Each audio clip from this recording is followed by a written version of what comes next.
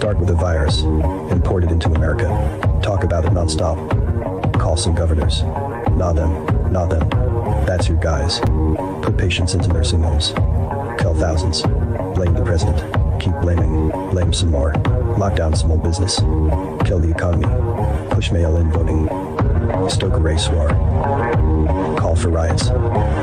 Pick a candidate. No, not her. Yeah, that's more like it. Lock him in his basement. Shield him from the press. Don't cover this. Don't cover this. Don't cover this. Keep doing that. Ignore the economic recovery. Downplay the world peace. Pump the polls. Pump, pump. Don't stop pumping. Install your software in swing states. That was fast. Take control of polling stations. Call off the election when you're losing. Kick everyone out. Pull out all the extra ballots. Get the software to do its thing. Get the media to say it's over. Call the big tech guys. Ban anyone who notices. Act like the whole thing never happened. Stealing the most powerful republic in the world. It's that easy. Do you remember what it was like when the 2020 election was rigged and stolen? Do you remember all the bullshit stories people told you about how the fraudulent election would be overturned?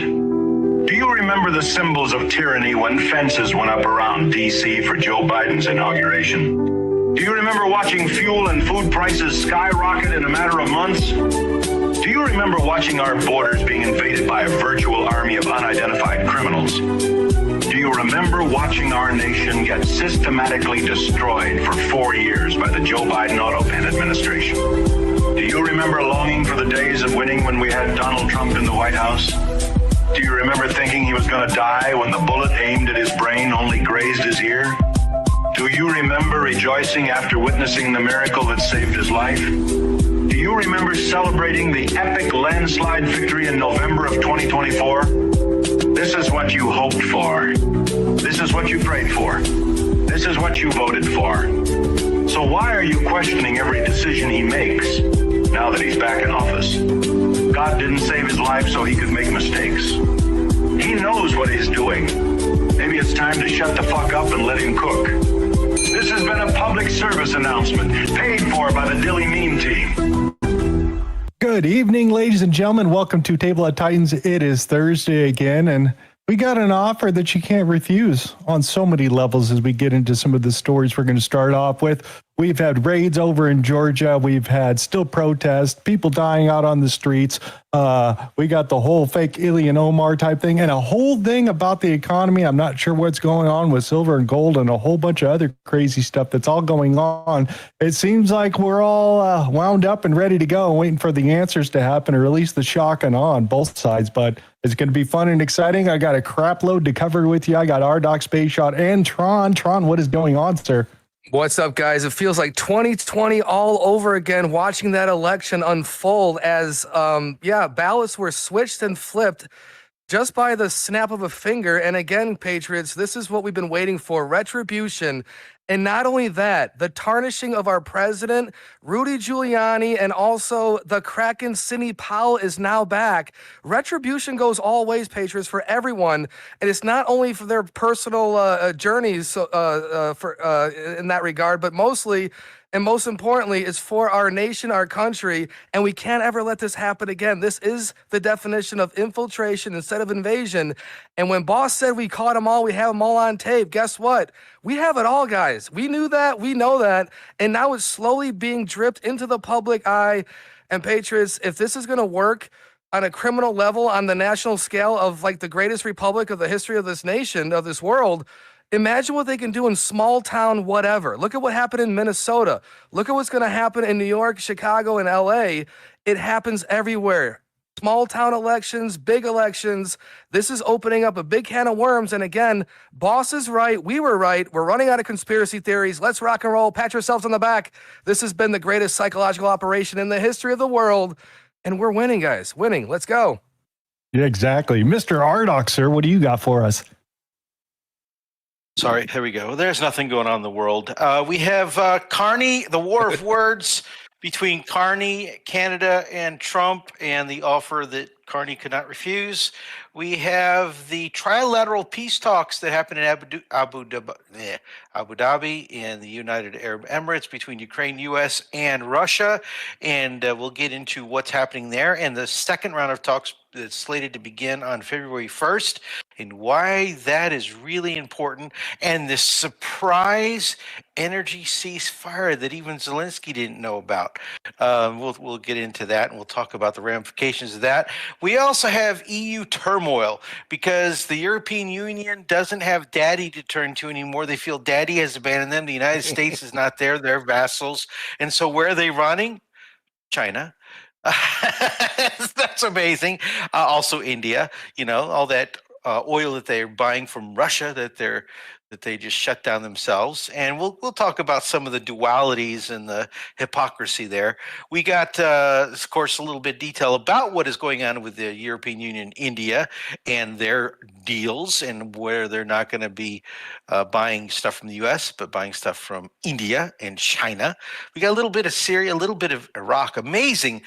Not only are we, messing around in Venezuela and getting ready to go to war with Iran because we got the Iran stuff. We'll talk about Iran too, but we also got some Cuba stuff. We got stuff going on in Syria, and we're also telling Iraq, guys, you can have free and fair elections, but don't elect this guy. Otherwise, we're going to seize all your oil revenue assets, but don't consider it influencing your elections.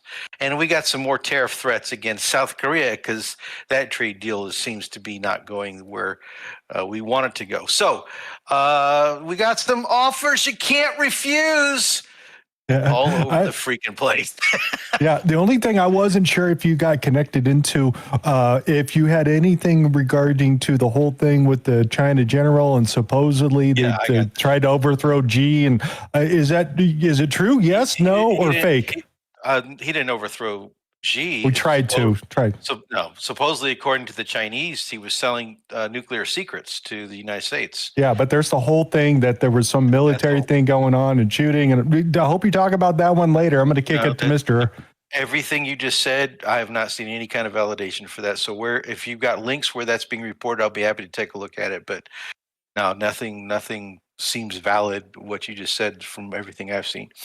Okay, roger that. So I'm going to put it as fake at this point because I wasn't sure exactly where to put it. But we do have fake news. We do have a lot of fake news, including a supposed meeting by unnamed sources that were there and that were talking to the people that were there. So it's not even firsthand accounts that Fico, when he met with Trump, basically alluded to the fact that Trump was, mentally unfit. It's all fake news because he's trying to get rid of Fico and Orban and anybody that would oppose Ukraine's ascension to the European Union.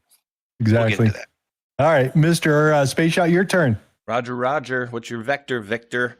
How's it going out there, my wonderful world patriots? Glad you guys could join us for another Table of Titans here on these wonderful Thursdays. It is absolutely a madhouse out there, here and abroad. And I'm actually loving to see a lot of the things that I'm seeing. Some of the things that, of course, I don't fully understand, internationally.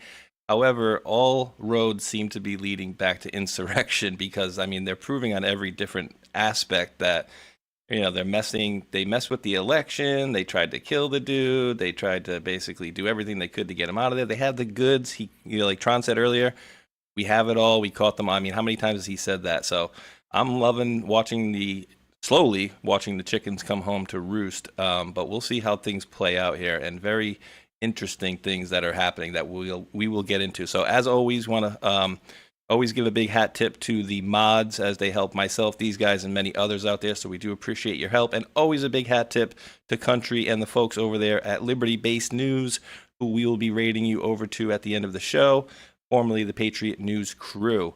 Always a good bunch of folks. If you guys need some 24-hour news, go check them out over there. Liberty Based News on the Foxhole, Pilled, and of course Rumble. And back to you, Mr. Hulkinator. Well, I appreciate that, guys. So let's get back into it and kind of do a little bit of review on what was going on exactly in Georgia, because there's a little bit more than what's going on in the surface. But Tron, do you agree with that tweet there from November 25th, 2020? There it is, guys. Rigged election, and Boss has been the most vocal about this, as we know. And any of those that said differently, I think it was Newsmax and certain entities over on Fox News that denied it, part of that extension arm of the Democratic Party. And again, guys, it was rigged. We watched it live. They did this 1,000 different ways, and they had to have that virus in order to steal it. And wait until the public wakes up on that. I mean, this is absolutely amazing that we are in this time of justice, actually. So rigged election right there, November 25th of 2020. And there we are, guys. Not another 4-year election. And our country is much, much stronger now as truth is being revealed. Exactly. And then just kind of as a little bit of a refresher course, because we're back in Fulton County. I want to make sure everybody understands things were happening in Georgia and then how important Fulton County is. So I was going to bring up the very highly anticipated documentary that has been done about the situation here. So I'm just going to play a little bit of it. I had to pull it back out of the archive. I didn't think I was going to ever play it again, but in lieu of what happened, here we go. Now I say she a vote rigger. Yes, it is the same one. Now I say she a vote rigger. But fatty only make my lead bigger.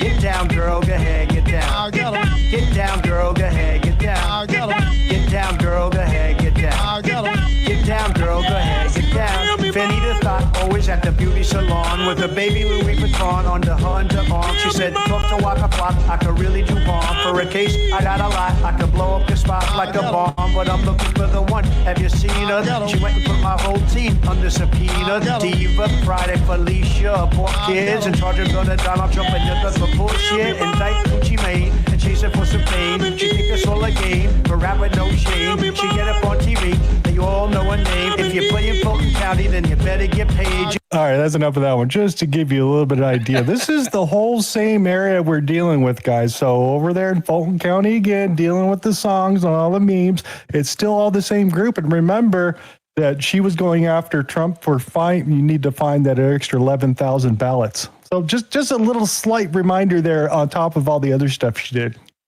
Oh man, dude, and it was, I mean, all the stuff with her dating the attorney afterwards that was going after Trump, and it was a big cluster F, like absolutely crazy. So I just wanted to throw out that little remix there. I thought I'd never bring it back up again. But I've noticed that Trump's been over on True Social the other night, just banging out a whole bunch of stuff over here, Tron. I don't know if you happen to see a lot of this stuff that was being chopped around out there, kind of talking about different topics or whatnot. I don't know if you happen to see all these. Well, this is great. And again, Boss has been doing that thing where he's screenshotting over on X and throwing it on True Social as comments and retweets there. James O'Keefe has now confirmed that Minnesota riders are bought and paid for to the tune of tens of millions of dollars. There is a network of NGOs and activist groups funding it. We all knew this. AstroTurfing is going on. And again, Patriots, the Soros Network is in full effect. Such a peaceful protester spitting We'll get back to him. cars. There we go. So Boss is doing all this fun stuff over there. And that video, exactly, man, that video. And I got to tell you guys, like, honestly, when that election was rigged and stolen and we had that time between the election and the inauguration, and we were praying that, the hammer of justice was going to come in and 19th Confederation or whatever that is, the Republic. But here we are with our country back on its feet and America first, baby. It's absolutely crazy. Anyways, we'll get to some of this other stuff. So we seem to have a raid over there at Fulton County over there. They went to the election integrity area where they run all their elections, counting and storage and archives all rolled up into one. So they definitely came out there full force. We had a magistrate judge signed off on this particular deal, which is you need to have a real defined scope to come in here and even get remotely close to any of this stuff here. And the FBI had to amend its search warrant to make sure that they can properly pick up all 700 boxes. We're going to talk about a little bit about that, but some interesting things about the indictment that came out, because that indictment wasn't signed in Georgia. Tron, would you read that for everybody? From Greg Bluestein, guys, why did a federal prosecutor from Missouri sign the warrant in the Fulton County raid? One of the many mysteries about the federal raid of Fulton County's election system is why a federal prosecutor from Missouri is listed on the warrant. That would be Thomas Albus, a U.S. attorney for the Eastern District and a recent appointee of President Donald Trump. Federal officials aren't saying why Theodore Hertzberg, U.S. attorney for the Northern District of Georgia, isn't named in the document. His office isn't commenting. One potential reason is Liberty Vote. The company that bought Dominion voting system is based in St. Louis, and Georgia relied on Dominion's touchscreen voting system during the 2020 election, and it's been a long target of lawsuits from critics.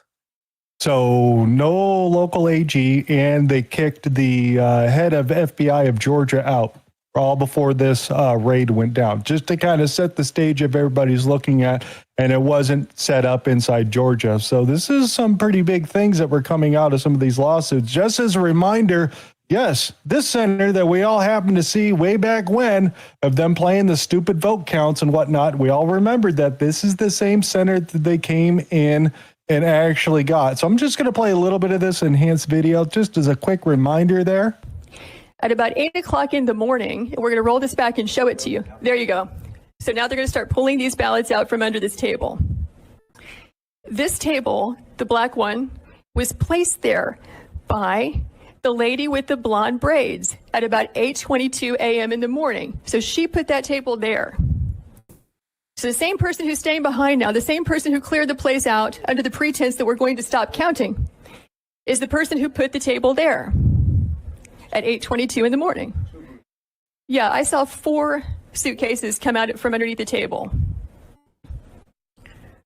Idiot.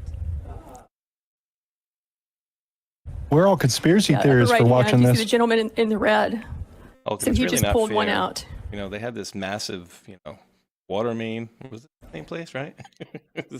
Was this the same place as the water main break? So many friggin' shitty situations happened on that election day. It's not even funny. Remember blocking the windows in one place? We had the food truck come to, I think it was Detroit at like 4 a.m. Detroit, yes. All sorts of weird shit went on that night. And remember, while we were doing the live stream that night, Rdoc and you and me and me and Tron and Rdoc, we all did it, and we gave them every benefit of the doubt. Like anything that was even remotely possible, we're like, all right, we'll give it to Biden. And there was no way we could have lost that. So clearly there was some high shenanigans going on over there for sure. Yeah, exactly. And they didn't just raid this particular location. They raided 2 locations. So they actually got Fulton County General Elections Office, a little satellite office over here on the side. So this is probably where local people would come in and maybe register, or people would come in and want to actually register to run for office and all those sort of things. Maybe some election equipment that's kept in there, but they took 700 ballots. They took tabulators. They took counting machines, electronics, a whole bunch of stuff. So it's just not ballots. Everything they would have ran in the 2020 election and everything we were paying attention to. So these are good things. Wait, what did that say on the post right there? At exactly, and it's on the clock right there, Fox News 117. The FBI conducted a court-authorized search of Fulton County. And that is really good, Hulk, though, that we get that other guy from St. Louis, because it kind of, like you said, it pulls things away from that area. Like any inside baseball is kind of out of the picture, you would think. Anyway. Exactly. So they nabbed this other satellite office here at the same time. So that's going down in Fulton County for the 2 areas that were over there. And of course, you could see some of the video. I kind of thought this was weird. You've got press, you got local election officials, and then FBI all here. And they're all standing around telling the people with cameras that you're not supposed to be there, but you can be there, but they're about to open the door and go in. Inside they're right here. The election facility. Our photographer was able to go inside. He was let inside and allowed to be up and close. As you can see, this is interesting because one of the questions I just thought it was weird because later they're like, well, you can't be here. Oh, you can be here. You shouldn't even be in this area. But You shouldn't even be in here. So I don't know what's going on with that, with allowing press in there about this FBI investigation. It's not like they were doing like memorials or anything like that, like they did in Mar-a-Lago, top secret with all the little stuff on the ground. I mean, seriously, guys. Gotta document it. You gotta document this stuff, you know?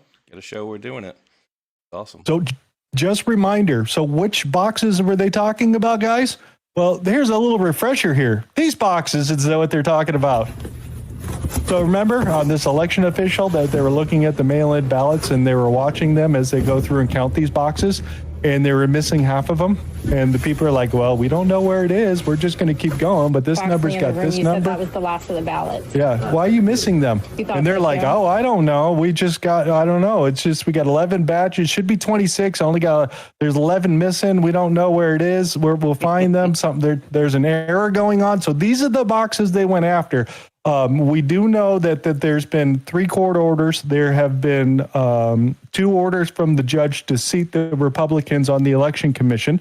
That didn't happen. The 3 Democrats stayed on the board and started basically putting in all the laws for what they were going to do for the next election and not allowing these people to hold their seat. Eventually they were able to get some of the information out, but again, they're still being held up by Brad Roethlisberger, Secretary of State, and the rest of those guys out there. But just as a little reminder of some of the weird crap we were dealing with. Comments? Yeah, keep going. Didn't some of these people get like medals too? Yeah, this like Ruby Friedman. Yeah, anywho, I'll see y'all when I see you. But I'm back. Ready to work. Ready to work. Just after they said that we were short on ballots. Don't say nothing. Listen, look. So we're going to pull those things out underneath there. We're going to start counting them all. That's this video. You're going to work. Her and her daughter, right? Yeah, they got the Presidential Medal of Freedom from Joe Biden. What a great, yeah, here it is. Look, right there. Election. There she is. She upheld that sacred mission despite. You did such a great job, dear, and stole the election for me. We're going to go ahead and get that lawsuit dropped from Trump, and then we're going to go ahead and give you a Medal of Freedom. Here it is. Yeah, enough of Ruby Friedman. But that was that whole story, in case everybody forgot about it. And never mind the fact that there are some serious recordings of her and her daughter. And we'd also like to point out Blacks for Trump is the guy who showed up and tried to talk to the daughter to get her to come forward with the police department and bring forth the information, because she says, I'm not going down for everybody else. Remember those conversations the daughter was saying? Yeah, wasn't she in like a lobby or something like that? Like some kind of a weird lobby that they were talking to her. Yeah, I mean, the whole thing is just for us anyways, because we all monitored, and all the people that are listening to us, we monitor this stuff from the very beginning. So we've seen all of the, it's just absolutely the worst criminal. And it's trying to take over a country. I mean, it's genuinely an insurrection. Color revolution. And then I'd also like to remind you also when, this group over here, they dropped off 40,000 citizen affidavit about election fraud issues they were having that these people put together under punishment of perjury. So, yeah. Whatever happened to those guys? I don't know either. I just pointing those little pieces out. Remember when good old Secretary of State, we're going to play a little bit of this one, just a little bit. Make sure you guys get all a reminder. Flipping in this election, but we shall see, is Georgia, and that state's Secretary of State, Brad Raffensperger, is with us now. Mr. Secretary, good morning on a busy morning. I guess the big question is, Hoda? Yeah, we want to know, when are we going to get your votes? When are we going to find out who's won your state? Well, we have about 2% left to go. We had great success yesterday. We had 4.7 million voters that voted. Record breaker for us, beats the 4.1 in 2016. We also had average wait time of only 2 minutes, statewide average. We have about 2% left to go. And you can see where we are right now with the results that have been reported. I don't think it'll change any of the outcomes, but that's what really people that make those predictions do. What we'll do is get... Well, that was interesting, though. We were just getting to the good part there, because the Secretary of State said they got 2% left to count, Chuck, but he did not think it would change the outcome. That's interesting. But then he deferred to the prognosticators, which I think is over to you. Well, we all know what happened after that. You want to give a little explanation there, Mr. Space Shot? Yeah, they stole the election. We all woke up in the morning what the F? Just as a reminder, can you talk about this said car crash right here that didn't look like a car crash and looked like more of a bomb or said missile hit these vehicles? Oh, yes. I believe this was around the time where they were investigating. They were going to look into some fraud, right? And then it was the boyfriend of the dude we were just watching, right? Wasn't it Raffensperger's No, daughters? Governor Kemp's daughters. Oh, okay. Yes. One of the officials. So his daughter's boyfriend gets eviscerated on the highway. But no, it was just a, what was it, faulty gas tank or something like that? It was literally like torched. I mean, look at that. Yeah, not good. It says that was no freaking car crash. That car was blown up by a bomb or hit by a missile, says the witness. And they had the Georgia Bureau of Investigation go and take a look at this, and that guy committed suicide like a week or so later. And we never heard anything about that said investigation. All went away, and then they couldn't find those votes for good old Trump there, and it seemed they went the other way and never talked about election issues anymore after that. Hey Hulk, we just put Jones on the case. He just killed himself. You want to take the case after him? Exactly. The other thing is they were challenging to get the election ballots out there, but again, Brad over there, that's the Secretary of State, says it's illegal, reckless, and totally stupid to share Social Security numbers with the DOJ. But just remember, they were sharing all that information with Eric. So get all these people voted and all put together. They already have the contract out there. And never mind the fact that our good old CISA guy, Chris Krebs over here, said it was, it was the most secure and resilient election of 2020. And, we did great and there were no issues and pay no attention and we'll continue on. So he got railroaded. Trump got railroaded by his own department out there because he started this underneath the first administration in 2017. So just as a reminder, good old Chris Krebs. It's always good to go back and look at some of this crap out there. Remember, here he is, just a little bit. Security, what does that mean? Does that mean no penetration and that's it? Or does it mean other things under the umbrella of security and secure election? Well, our efforts starting in 2017 were to work with and establish relationships where we could share information and provide cybersecurity services to state and local election officials so that they could harden their systems and increase the resilience of those systems. And the key takeaway, as I see it, for the 2020 election is that it was effectively the most audited and most papered election in recent history. Why is that important? And you're a liar, sir. Right off the bat. Any comments about the most secure election? Because we all know about the Times article about how they fortified the election, right? It was the safest election in the history of the world and the universe and of all time, eons to eons. I mean, it was the most, disputed, and they checked it and they recounted and everything came out right. It's like, well, you're recounting double ballots and stuff like that. Because we've seen, some of the ballots in question here that we're going to see, I think, come out of Georgia remember they had like a certain oval that were filled in with a little hook coming off it. Like they were the same thing with the same handwriting over and over and over again. And it wasn't even just that it was the same person doing it. It was like literally carbon copy. Send them through. This guy's telling a different story lately, though. Yeah, and just as a reminder, the Georgia Election Board never showed anybody the 500,000 ballots that they fraudulently sent through the printer and whatnot. So that's the reason why, because remember, Ed Martin, the DOJ, is the one that stepped in. He goes, hey, I'll be the arbitrary between election board and Georgia state officials. We'll take possession of said deals, make sure everything's good, and then we'll give you an answer in the end. They denied and never answered back. So the answer back was the FBI showing up and taking it. Just in case everybody forgot on how that all got put together out there. Here's another thing coming from one of the guys who lost the Senate seats there. Would you like to read this at the top, Mr. Space Shot? Sure. FOIA fan. If there's anyone with a conflict of interest that should sit this one out, is Ossoff. Perdue came within 0.27% of winning against Ossoff on Election Day and preventing the later runoff in which Ossoff obtained his office. If serious fraud is uncovered, that means Ossoff is not a legitimate senator. Ding, ding, ding. It also means that every horrible bill that passed 51-50 under Biden is illegitimate and was procured by fraud. This is true whether or not Trump would have won. Yeah, different election. Yeah, and we lost Doug Collins, too, out of Georgia, too. He was a great dude. Dude. So interesting things.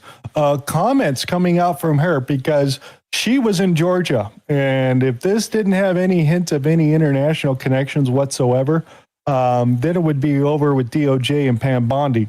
She's there. And remember, she's also the one that has not turned over the report for the election thing that she put together for about 4 months. So there's some interesting comments I want to include into here. So we still don't have her report. This makes sense why it didn't come out yet. And lastly, sir, as you know, declassification and rooting out weaponization, politicization of the intelligence community is a huge priority. You know more than anyone else the very dangerous and negative consequences of that. I've got a long list of things that we're investigating. We have the best of the best going after this. Election integrity being one of them. We have evidence of how these electronic voting systems have been vulnerable to hackers for a very long time and vulnerable to exploitation to manipulate the results of the votes being cast, which further drives forward your mandate to bring about paper ballots across the country so that voters can have faith in the integrity of our election. One more quick clip with her talking about this. Burn bags. You guys remember when she said this? And you've also found many bags of information. I think they call them burn bags. They're supposed to be burned and they didn't get burned, having to do with how corrupt the 2020 election was. And when will that all come out? Mr. President, I will be the first to brief you once we have that information collected. But you're right, we are finding documents literally tucked away in the back of safes in random offices in these bags and in other areas, which again speaks to the intent of those who are trying to hide the truth from the American people and trying to cover up the politicization that was led by people like John Brennan and James Clapper and others that have caused really immeasurable harm to the American people and to our country. So I think that's an important thing to be paying attention to, her being head of the 17 agencies out there, and then finding specific burn bags for election issues themselves and probably tying in the 3-letter agencies. Comments from you guys? Anybody? Yeah, dude, I got a really big, and I would like to get your guys' comments on this one. So I'm throwing them right back at you, Hulk, and then for the other guys. Burn bags, right? So who put them in burn bags and set them up to be burnt? And then why did they not get burnt? I think that's a very interesting, tactic. It's like not flushing the toilet. Why? Well, it's almost like Patriots are in control. And guys, the crazier, the further we go on in this timeline of 2026, we're seeing it in Minnesota. We're seeing it everywhere. The psychological operations, the destruction of the old guard isn't what they used to be. And I'll tell you what, guys, like those last 4 years, we mentioned it earlier today, but it was painful and hard. But again, everything for a reason. And to secure our vote, like we're going to have voter ID, vote in person. We're going to have secured elections better than third world countries. And here we are in 2020, 2026, trying to figure out what happened. And like we said, we have it all. This is slow, a methodical process. And most importantly, this is reeking of RICO. This is knowingly coming together, acting as treason, sedition, the whole kit and caboodle. And this is proving that the deep state does exist. And once we eliminate this stuff, then we're going to have beautiful golden age in America again. And again, DNI Tulsi down there, international appeal, guys, Venezuela. We have, the Venezuela character Maduro sitting there just waiting. And how many others out there are going to have a story to tell alongside of the evidence? And again, this proves boss right. This proves 5 steps ahead. And we just got to be patient, watch boss cook, and it's all going down there. I love that. Let him cook. And the other side of that is we still have the 7-2 decision that allows presidents and elected officials to challenge withstanding elections now. That's put into the court itself. So that's a huge thing coming up for this next election if there's going to be issues. It could be played on both sides. Democrats can play this card. We can play this card. So just be prepared, guys, because I see challenges on both sides. A sitting president can challenge, or as the president of the office of the president, or a candidate? Any candidate. Any candidate can challenge the election. Yeah, it's usually the candidate's campaign officer, but they're the only ones that have had standing. Yeah, well, before they were saying lack of standing, and we can't see your case, lack of standing. Well, the Supreme Court came out and said, no. Trump. It was against Sidney Powell and all the cases. That No, she they was- dropped. No, Seems like no, every one he of them. challenged the Georgia deal, and then Supreme Court denied it and said lack of standing. You were not going to look at it. Yeah, there was a Yeah, the bunch. state Rdoc. court. There were like a bunch of these cases and all of these different ones. That's remember you had all the idiots out there like, oh, how many cases did Trump lose? And it's like, well, no, Well- they never looked at the facts. They just said rejected standing. Peace. Yes. I don't know of any cases that the Trump campaign actually brought a case. Rudy The, Geo- Giuliani's the Georgia one. people. Because Okay, remember, well, they were you'd going have to after him for give me the case. challenging the election. Okay, well, you'd have to show me and make sure that the case and it was actually the Trump campaign, because I recall, and maybe my recollection on this one case you're talking about is not correct, but I recall they were all brought by various different attorneys that were not officially with the campaign. They only did one. That was in Georgia. That's the only one that they challenged, period. And then, of course, it was dismissed and they couldn't go any farther with it. What else do we want to get into here? We Pending got dismissal. the warrant I'll drop you a out link. there, That was, which and that was a state court, right? United States Court of Appeals for the District of Columbia Okay, on appeals. that was the appeals. Okay, And then that was the Supreme Court said it no. was that was after originally denied. Okay, I understand. And it's probably Gotcha. moot. I think if I remember correctly, this one was ruled the decision's moot because so much time had passed by the time the appeals court and the Supreme Court got it. yeah, it was getting really, really, really close to where they certify it in Congress over there. So we got search warrant, which is basically out of the Northern District of Georgia over here with the magistrate judge over here. Read this, Mr. Space Shot, for everybody. All right, then. Third thing, the judge herself is overseeing what's to be done with any seized items. The judge who signed off on the warrant is U.S. Magistrate Judge Catherine M. Salinas, who is currently serving on the United States District Court for the Northern District of Georgia, based in Atlanta. The warrant and the inventory seized from the elections office is to be under the safeguarding of this judge herself. This is her. Magistrate Judge Northern District since 2015. Background in public interest law and commercial litigation. So she's spent some time in Texas. I'm not saying she's a Texas girl, but definitely went out through Texas and got her law degree out there. She's Emory. That's all you got to see. Emory University. That's all you need to know. That in Texas? Leftist. UT Law School is UT Law School, but she's an Emory girl. What does that mean? You got to. Liberal. Texas? She's very liberal. That's Very what we need to liberal. go. No, yes. no, hell no. The other thing over here, the election group over here, which is part of the election commission in Georgia, is basically saying now they can't claim that these ballots, the 700 boxes that were in their possession, are secure now. But since the FBI took them, we don't. Something's going to happen to them. With some sort of fraud, something's going to happen out there when they go and take a look at it, and we're going to blame them for it. So that's pretty much what the election commission has been saying. They've been all kind of in panic because nobody's letting them know what's been taken. They have been let back into the facility here, but they're basically pointing it all back at Trump's FBI is going to screw it up. Basically, the idea I'm getting from them. Comments? Okay, keep going. Good on that one. Prove it. Prove it. So I thought this was interesting here. Read the Mr. Space Shot. Do a couple of reading for us here. Sure. Sidney Powell notes that while they were in the process of securing a restraining order from Judge Timothy Batten to prevent any of their machines, their data servers, software, etc., from being destroyed or removed, quote, someone went down to the Fulton Center where the votes and Dominion machines were, claimed there was a software glitch and they had to replace the software, and it seems they removed the server. It's important to point out that Governor Kemp was in a similar situation 3 years ago when he was the Secretary of State of Georgia. He was Wait. Did you know that he was Secretary of State of Georgia? I didn't.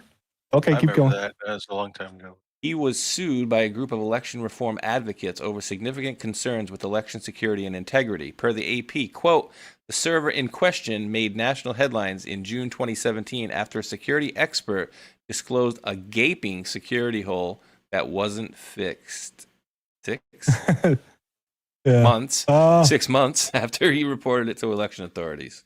It goes on to note that the server's data was irretrievably erased after the lawsuit was filed. The Kennesaw State Election Center, where the server was wiped, answered directly to then Secretary of State Brian Kemp. What a winky dink, huh? I had to remind myself. Some of this stuff I had forgotten. It's been so long since we looked at this. All of these stories, I remember when I read them back in the day when all this stuff was going down, they fly in the face of government accountability and controls that are typically in place and audited. Things like daily backups and logs exist in these types of servers. They make backup tapes, they make weekly backup tapes, they make monthly backups, and all those backups are stored and cycled according to internal controls, and those internal controls are audited. So while a server might be wiped, unless you also wipe the backups and the copies and the logs, you still and I remember when I was talking to my buddies, I remember I was supposed to go to Philadelphia and take part in the audit of some of this stuff. Okay. So they have backups, they have logs. So all these stories about wipes and things like that, it's inconsequential to the ability to review. You may not be reviewing the originals, and ultimately the originals are what you need to prove in a court of law. But the data was there, and they know the fraud. They know the amount of fraud, 54 million votes. I remember that number when we were talking about it way back when, and that was the number I was given behind the scenes. 54 million votes were fraudulently created and swapped. Yep. Speaking of Sidney Powell and the Kraken over there, he's meeting with Ed Martin over there, DOJ. If anybody's paying attention over there, going to take a look at some of the election fraud there, and also the pardon attorney at the same time. So, yeah, she's there this week. That was January 29th. That was today she is meeting with him. So anything good? Maybe. We'll find out. And then I want to throw this out because this came out, I think, yesterday. Regarding Venezuelan election software and Venezuelan ties to tampering with the 2020 election, and would you consider speaking to Maduro personally in prison in New York to get some answers on Venezuela's involvement with the 2020 election? No, I don't think I would be doing that. I think my lawyers would be very unhappy if I did that. Yeah, they've learned some things, please. They've learned some things. Oh, that was like a week ago or so. I think that was earlier on there. But just interesting things. We got Maduro. Are they going to tie it all together? I don't know. We'll see if we get there. What else do we... Oh, here's the other thing, if anybody's not paying attention, because Patrick Burns in his lawsuit with a guy named Eric Comer, a high executive for Dominion. This is the one that Patrick Burns was talking about, where they tried to dismiss his testimony like 6 different times, and he kept showing up, and he wants this guy to answer questions about Venezuela and a whole bunch of other things. Would you like to read this here for me, Mr. Space Shot? Yeah, but really quick, dude, let me take you a trip down memory lane, and a funny one at that. Remember when Coomer here, wasn't it the same dude, Coomer, that got arrested, or he had an interaction with the police because he like ran his car into a building? And then they went to his place and he was like, "Oh, what do you mean? No, I wasn't in my car." Anyways, real gem of an individual there. But Joel Altman says, "I am prohibited from talking about the specifics of the deposition, but I can tell you this: Eric Coomer will not be able to run away from his lies much longer. The clock is ticking in so many ways. His lawyer, Charlie Kane, assaulting Peter Tickton is yet another example of the thuggish, unhinged behavior. I pray he loses his bar card for assaulting an almost 80-year-old man, who was pretty tough, by the way. With that said, we have been meeting about the extortion, lying, and bullying by Eric Coomer's attorneys, Charlie Kane and Brad Clower. They have put these unhinged lies in filings. Both of these men have spent 5 years lying and actively covering the fraud against the American people. They stood up Eric Coomer and allowed someone who clearly stated Trump was not going to win, he made effing sure of it, who had the means, the sentiment of radicalism, and the character to match, to subvert our election systems. The thing about time is truth comes to the surface. When it does, consequences follows. Over the next couple of months, we will seek accountability against his unethical lawyers, the judges, the media, and many people on social media who have maliciously and consistently defamed me, Patrick, and so many others. As for the other side of the legal coin, stand by. Things are definitely moving. I have absolute confidence that accountability is coming. Pray, stand, speak, act. Dig, meme, and pray, Tron. He's trying to bite you there. Stealing my stuff, yeah. What was the other? Wait a second. That's been his MO since the beginning. He started stealing the Q statement. Remember? Right, background from Grok. Yes. Retweets conservative podcaster Joel Oatman's live update from Eric Coomer's deposition in a Florida federal defamation lawsuit filed by Coomer, a former Dominion voting system executive, against Patrick Byrne and associates over 2020 election fraud allegations. Coomer's suit stems from claims by Byrne, ex-Overstock CEO and election integrity advocate, apparently FBI and CIA agent as well, that Coomer rigged votes. Recent court filings include Coomer's sworn admissions of contacts with foreign nationals regarding Dominion systems, tying into broader Mesa County, Colorado election disputes. Tensions escalated when Coomer's attorney allegedly assaulted Byrne's 80-year-old lawyer after a judge denied a motion to block questions on Serbia, China, and Venezuela, underscoring ongoing legal battles over suppressed evidence in election integrity cases. I would say it looks like, that's what Juan had told me yesterday, essentially, that they kept saying he couldn't answer, or they didn't want him to be able to answer about these things, Serbia, China, and Venezuela. And why would that be? Why would that be? I wonder why. Here's another. Do you remember the name of the gorgeous redhead that was with Patrick Byrne? Oh, Maria Butina? Maria Butina. Russian agent. I don't know. She's gorgeous, but I don't know. She's his own. She's your type. That's fine. She's not ugly, but not my cup of tea. Today, Patrick Byrne stated that he is in possession of 5 secret hard drive images from 2020 election machines. This is important because it shows 500, maybe even up to 1,000 changes to the DLL certified system. Once even one change is found on that hard drive, it decertifies that machine. The FBI raid from Fulton County is expected to find the same DLL changes from hard drives obtained in the raid. Oh, yeah. This is a dynamic library link, and these are basically little tools in a toolbox that you can go out and change and get different results in regards to your election. This is what they're saying they were using inside the system as this library. Dynamic library link is what they've been using for those types of things, if you didn't know what DLL sounds for. So just found that interesting, some of the electronic stuff that they're digging into. This comment, and we're going to play a little bit of this here because this is from Senate Majority Leader Thune. It'd be nice to see Congress do something about it. What do you recommend gets done? I mean, I think that the SAVE Act is a good starting point. Where do you stand on that, Senator? Do we have any hope of getting that passed? No, we can't get that passed because you even have some Republicans that won't vote for it. We have to get this done. We will not win any more elections in terms of majorities if we don't pass the SAVE Act, because they bring in all these illegals and they're going to try to get as many of them to vote as they can. Then they have all these voting machines that are all crooked, out of Venezuela, by the way. They have a system that they can win elections. We probably have a dozen or so people up here in the House and the Senate that were elected illegally. They shouldn't be here because things were crooked in the elections. Just look at Nevada and Arizona and all these places that it's been proven, but nobody does anything about it.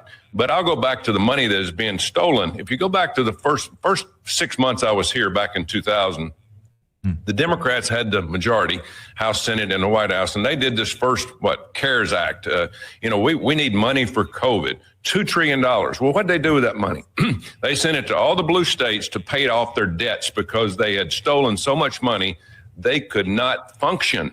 And we're talking about 40 billion for California, 40 billion for New York. Same thing for Chicago, the cities. I mean, it is a disaster, folks. You are being stolen blind. Open your eyes. Don't listen to these people that want to bring this country to a communist country, because that's where we're headed if we don't get to the bottom of this. And, that just makes me also think is why Kamala Harris picked Tim Walz over in Minnesota, because They had a lot of fraud going on out there. The Somalis are already there. We need a little bit for the election. Let's pick Tim Walz, because Tim Walz will give us money. We can go ahead and fix that election issue, and then we can run against Trump. So, yeah, we'll pick him. We'll take the money from his state and fill it over into the Democratic DNC so we can run the election. Minnesota is bigger than just the Somali fraud and whatever. That's a piece of the pie. Minnesota is the entry point for a clandestine. We're talking billions of dollars of clandestine money washing in and out from foreign entities into Minnesota, into the DNC and other NGOs. And I mean, it flows around. It is a huge wash machine. California is similar. Okay? Oh, yeah. And what Americans do not understand, we ain't had a democracy. I mean, we on this channel, everybody on this channel know, we haven't had democracy in this country in 200 years. It's been a lie. It's been an absolute lie. Oh, yeah. Tron, I want to get your voice in here. I want you to go and read what CISA was doing. You there? Yeah, Trump's acting cybersecurity chief who heads CISA uploaded sensitive government contracting documents marked for official use only to public chat GPT. Mr. Gadamakala, that sounds made up, triggered insider threat alerts prompting an internal investigation. Gadamalawala is currently the senior most political official at CISA, an agency tasked with securing federal networks against sophisticated state-backed hackers from adversarial nations, including Russia and China, and he also does customer service on the side. But I work for India, clandestine intelligence. Would you be liking mustard on your dog hut? Hello. Oh my God, that's just crazy that he got busted and the computer set off. Hey, you can't do that. That's bad. Just saying. The other thing we want to point out over here is who Mr. Andrew Bailey is, who is your FBI co-deputy director, or is deputy director. If anybody remembers him, Mr. Bailey was the AG of Minnesota who took the big case all the way up to the Supreme Court about the fraud, and then started asking questions about Biden and his cognitive decline. So this guy has been around for a while. He is definitely knows how the court system works. Being able to bring this case all the way up to the Supreme Court is a big deal. And I just wanted you to listen to him just as a minute or so of him talking about this. This is the person under Kash Patel. What role did Anthony Fauci play in that? We now know, based on recently declassified documents, that the CIA even believes. Do you think China is going to pay $25 billion? We'll credit it towards that $25 billion judgment. Does China hold a lot of assets in Missouri? There are some. And again, we're still in the process of identifying assets, but they don't only have to be in Missouri. We can work with any willing partner across the United States of America to seize assets. What kind of assets? And remember, he's the one that got the $25 billion judgment against China for the whole COVID thing. That's the same guy, as long as we're all paying attention. So I think he's going to hit it out of the park once they get to the point where they start wanting to go through some of these cases. Comments? Okay. That's like, oh, I'm ultimately going to sue the United States government for causing COVID. Sorry. He's the one that got a reward for it. So I can get an award in any court if I have the right court. It's just like the court that they're trying to set the EU to or let's say the International Criminal Court going after Netanyahu. All we had to do was pressure them, kill a judge, threaten a couple of others, and it went away. Kill a judge. I like this guy Bailey though. I think he'd be good as one of these top-notch spots, like attorney general, like real attorney. Well, yeah. Good luck with that. We'll see. We're still waiting on Pam Bondi to deliver. We'll see if that comes back around. What else do we want to get in here? Just to throw it out there, Maricopa County, anybody from over there in Arizona? We all remember what happened in Arizona with Pima County, Maricopa County, the whole Sharpie Gate. I mean, just over and over and over, things like that, that I can remember. So here, California, it should be fairly interesting. And the other one is the one I've been thinking about is this one. Everybody remembers when Adam Schiff went into the Senate over Steve Garvey over there, and We all saw this happening multiple times at different parts of the states around election time. So I'm just saying. AZ Sky 70 says, wait, why is no one talking about the billions of Medicaid fraud found in Arizona? You'd be surprised how deep fraud goes in Arizona. I just found days ago, I'm a patient in a clinic I've never attended. Well, that's pretty cool. Thank you out there for the Dollar Rumble rant. I think this has to go with all of that. I think it's the amount of fraud that's in Arizona, California. I think California's going to end up being the worst out of all of them, just by volume. John McCain, you remember John McCain, Arizona? That's money flow, money churn central there in Nevada. Who was the old Senate leader, that old decrepit SOB? Harry Reid. I mean, oh my God, yeah, you're right, dude. You got to understand. I mean, Louisiana was like this years ago too, and Louisiana is actually still like this, but it's not unique. It's just in every single state. It's in every single state. It's how bad and corrupted. That's why I used to say, burn it all down. Start over. That's what the Democrats are trying to do. Burn it all down. Hulk, the one before, you don't have to go back to it, but the one before that, Arizona, how are they going to get all the FBI agents in there past all the nunchucks? Who's that guy? You're so wrong. The nunchuck boy. Oh, yeah, nunchuck boy. Yeah, from the Attorney General guy, yeah. Oh, God. We've seen it all. We really have. We've seen it all. And the amount of Perkins Coy's lawyers that went down there to help protect Kitty Hobbs and keep her governorship. Yeah, dude, absolutely great. What else do we got here? Here, we'll throw this out there because we're going to kind of go into the arrest maids in different areas. Laws that were passed by Congress, those are immigration laws. It's been decades of basically borderless, open borders that Democrats have allowed these people to pour in. And the president said it time and time again. The people that were coming over the border, a lot of them were very violent. They were emptying our jails.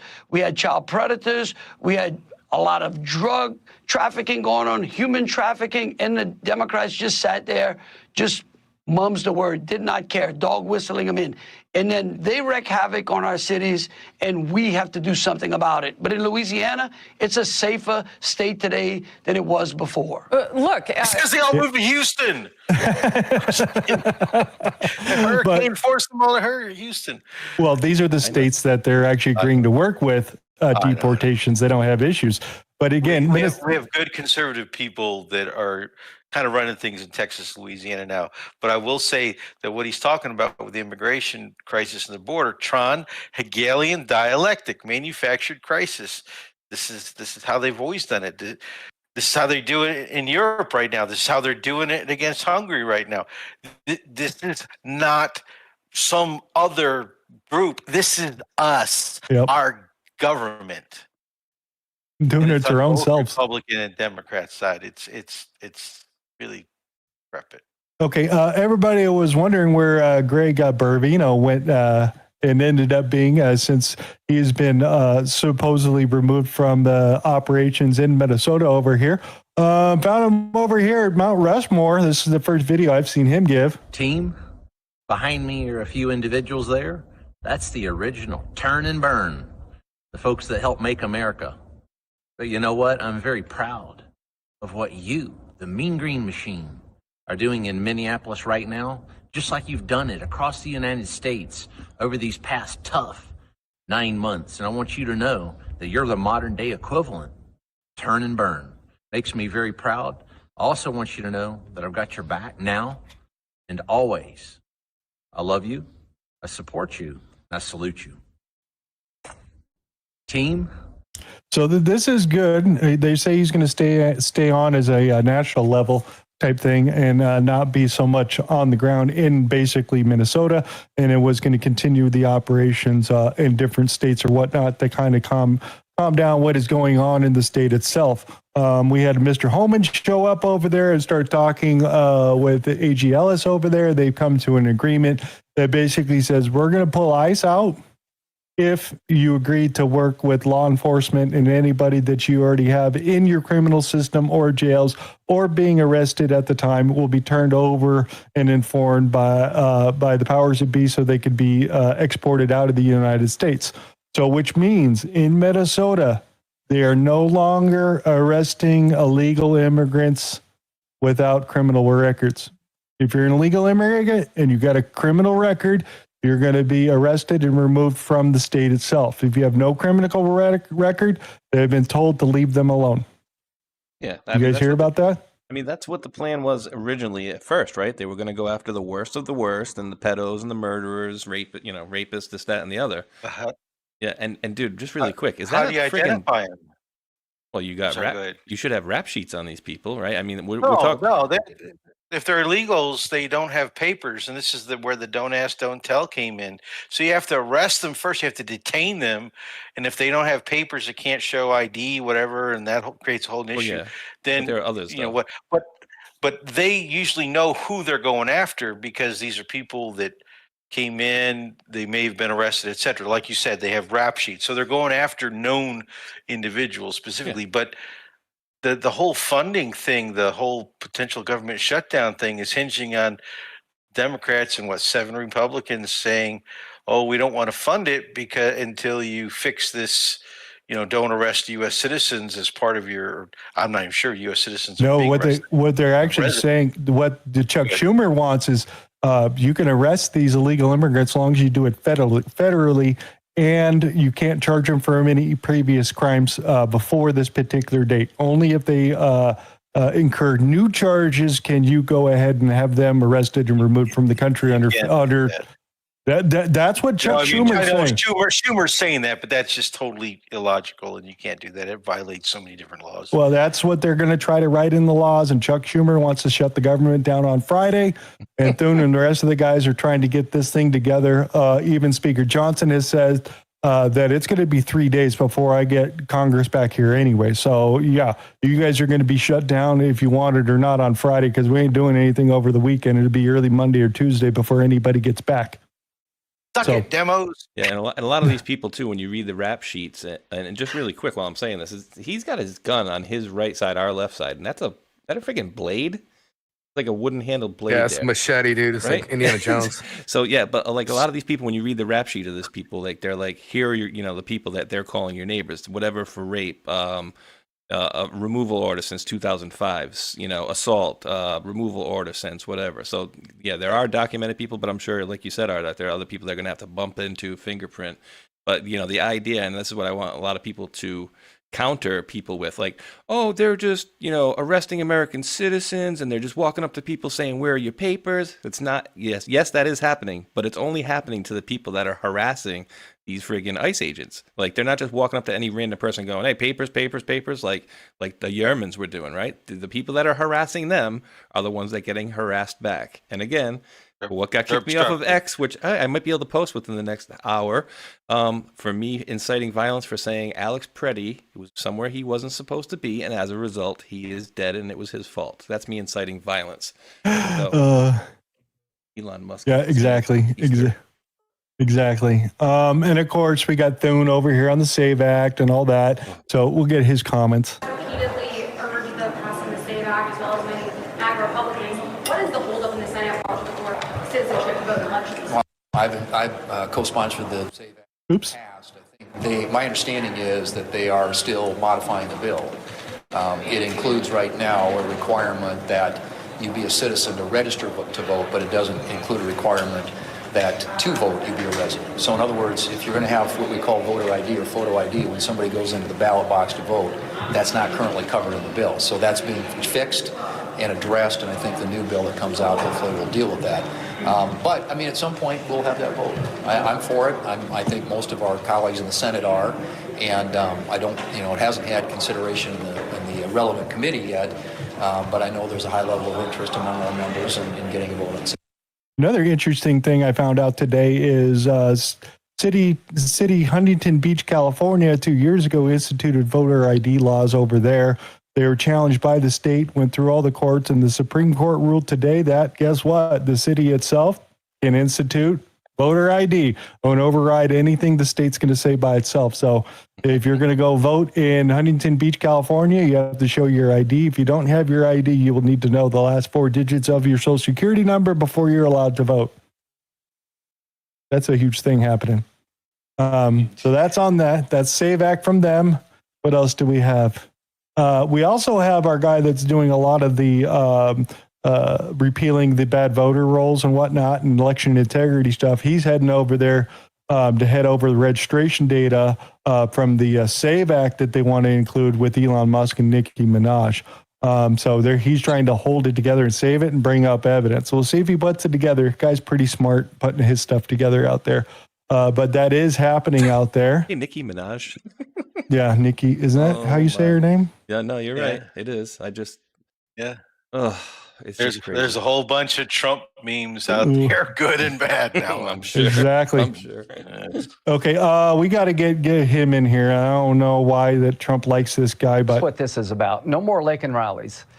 President Trump and I are never going to let that happen again. I don't mind trying to make ICE better. I don't mind having some reasonable reforms and learning from the mistakes. But here's what I'm telling my Democratic friends. That's a Band-Aid. The cancer is the sanctuary city policy adopted by 12 states that creates chaos for the rest of the 38. Yeah. So here's some news. I just concluded a deal with the White House to come up with a sanctuary city bill that would end sanctuary city policy forever. How? I will make it a federal crime for a state or local official to defy federal law on immigration. So going forward, if my bill passed, these mayors and these governors who defy federal law that have been on the books for 30 years could go to jail. If you want to change sanctuary city policy, you got to hold those accountable who ignore federal law. So to Hakeem Jeffries and all the liberals on your side of the aisle, so with this and the stalemate that's going on in Congress over here, because Anna Pauluna, the SAVE Act, they want to get this onto the books, either voted today, which wasn't going to happen, which means tomorrow they're going to try to vote on it. Chuck Schumer won't vote on it tomorrow. They're going to attach it to the funding bill, which means when they come back and want to vote on the funding bill, they're going to have to vote on the SAVE Act at the same time.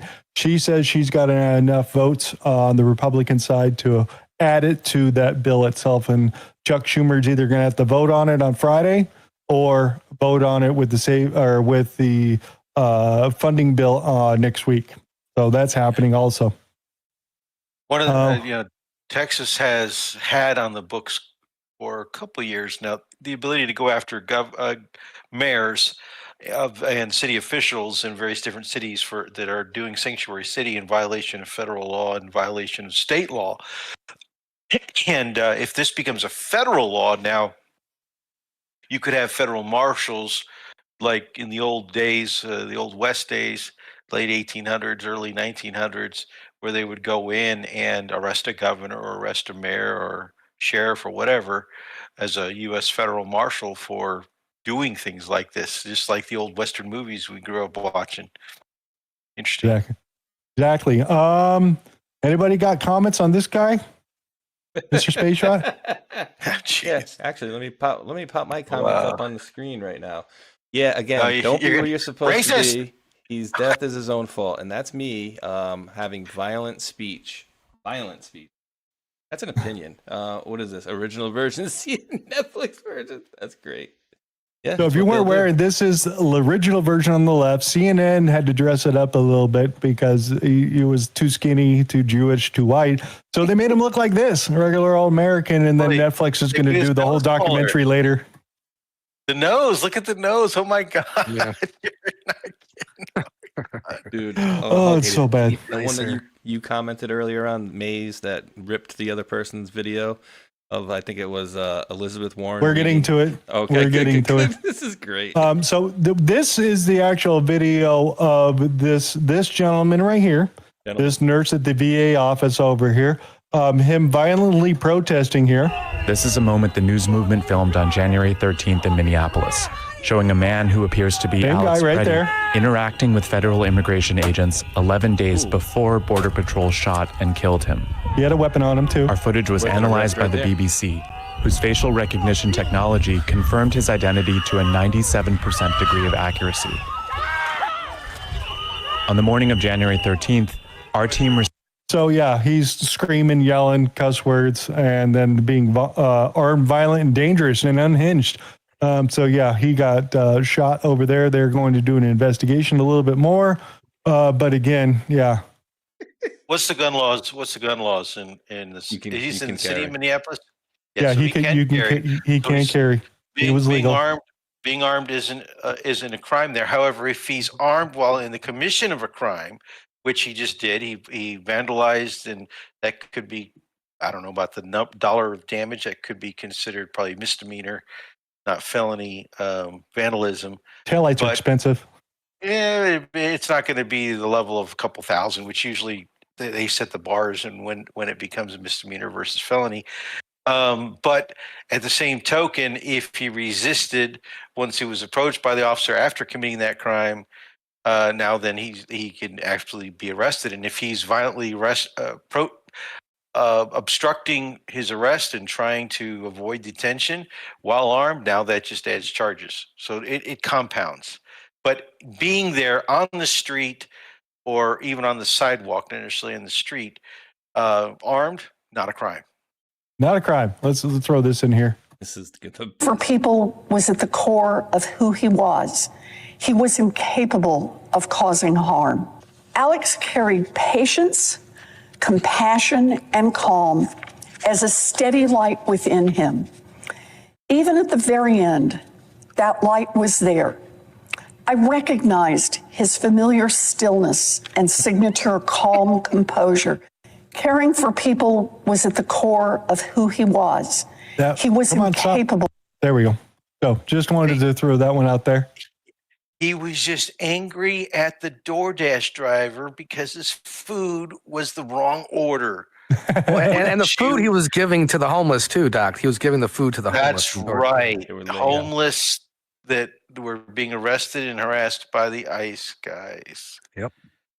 All right, Mr. Tron, read this next one right here. You ready? Yes.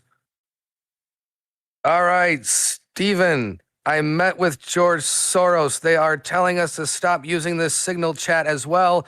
It has been infiltrated. They took screenshots of our plans. Abort mission. It's coming from the top now. And that's from faggot Brian Krasenstein. That's obvious trolling, man. No, this is real. He's trolling. He's trolling. Yeah, he is trolling, but he is in that. He deleted this tweet, by the way. This was only up for a few minutes, and it was deleted shortly thereafter. So some might say that he accidentally got into the wrong chat. Some might say he's trolling itself, but this tweet is no longer available, and it was tweeted by him. So I'm just saying he was stuck in the group chats. He was there. A lot of influencers, a lot of news people were in there too. They were basically using city services and politicians to get information out of government to infiltrate who the ICE agents were and who were not the ICE agents, and be able to run an insurgency. They had spotters, people on radios, they had car traffic. I mean, everything you could possibly think of to hold on to a color revolution was set in there, and then it all got exposed by a bunch of good people out there. There was the Data Republican girl and 2 or 3 other ones were all out there digging into these particular groups, and then found out, mapped out, and then chased down who they were connected to inside the government of Minnesota itself. So TikTok, guys. Thank you, Dal, for the Rumble Raw wallet tip thing. I appreciate it. That girl, I think that girl Tori did that. She recorded a bunch of those chats where the government were doing on the Zoom thing, how they were basically taking over the government. And did you guys see the post that either this one or his weirdo, I don't know if these twins or not or whatever, but they're both weirdo, mousy, hi, my brother. Did you see the post that he put out last week about the location of where the ICE agents were staying, and their vehicles will be there with their weapons in there? And then at the end, he's like, but again, everybody be peaceful. Like, yeah, we know what the message is there. So this dude, yeah, he's a Fed. He's a Fed. They've been doing this. I mean, 2014, Maidan, the Arab Spring, the Syria, all this stuff was practice for doing it here in the States. Yeah, let's throw this out. Fingers for Freedom. Help me get prosthetic fingers. That you're not supposed to pick up unexploded ordnance that comes out of an end of a gun. You thought it was a smoke grenade? No, that was a flash grenade, girl. So yeah, don't be stupid and try to pick up fireworks. Very bad, very bad. So just wanted to point that out. There's still stupid people out there. They are using the LRAD systems. So right now we just heard the LRAD speaker right now from authorities warning the protesters they have about 3 minutes to leave. That was about 2 minutes ago, so it should be down to the 60 seconds. Here, they're shining the spotlight on me, but here is a lot of authorities here. They're starting to load up. We'll see if we see any of the arrests, but we can see they're in the riot gear. We actually see an armored truck over here. Why is he showing himself instead of the armored Now, truck? on the other side, we did see a lineup of Wait for the state troopers. announcement. This looks to be local police, and there right there is the armored vehicle. So we'll see if they move in to make arrests. But you can see there's the riot gear. There we have that loudspeaker. Can you hear it?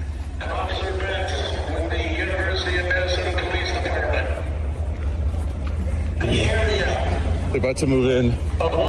They're speaking on the big giant LRAD system. So it could be used as a giant megaphone, or it could hurt people. I'm just saying. I thought that was or absolutely they can crazy. use that decombobulator device. Discombobulator. Right? The discombobulator Yeah. in Venezuela, dude. Wait until that comes out. Hey, did you Yeah, I'm notice waiting for that.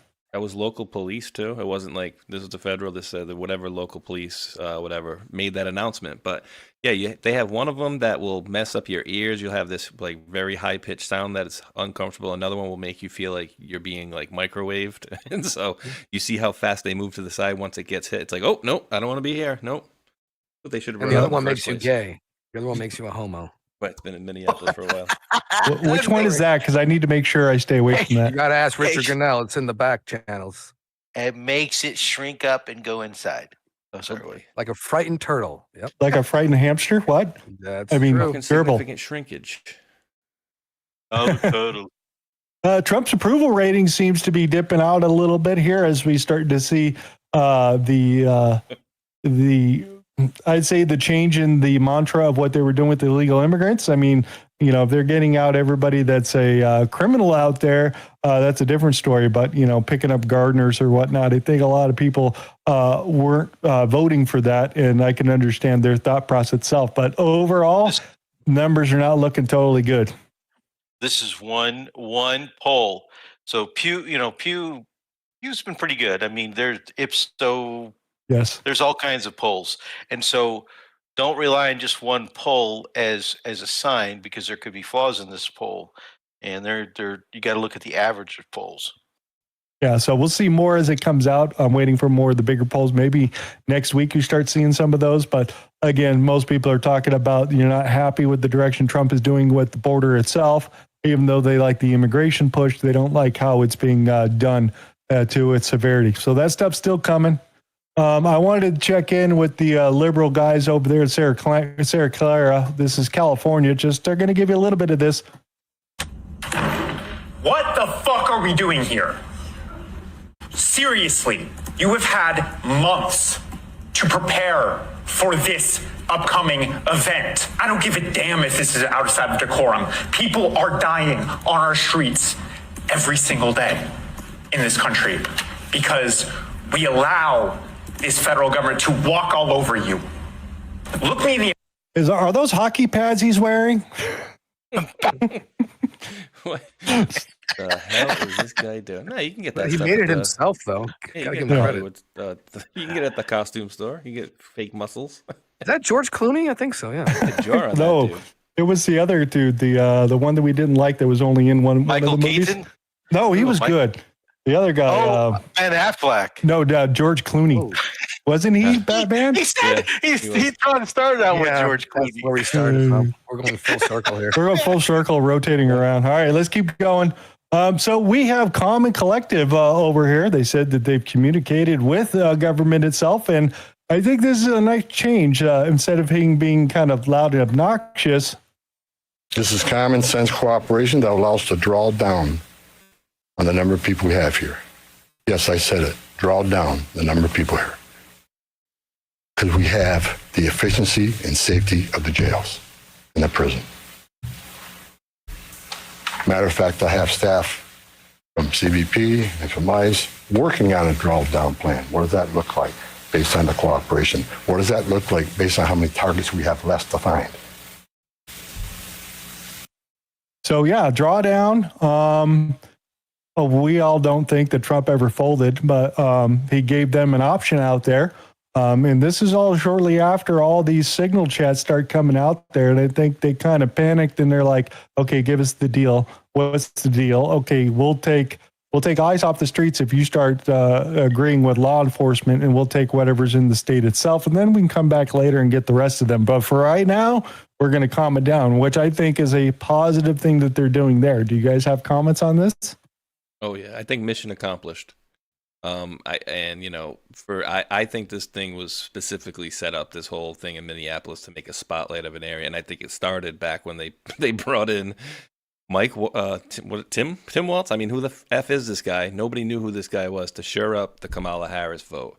And so mission accomplished, and then they're going to kind of draw it down. But what do we show? We show that we have actually government officials that were in, we have lieutenant governors that were apparently in some of these signal chats, and some of these other people that were high up in the government as well.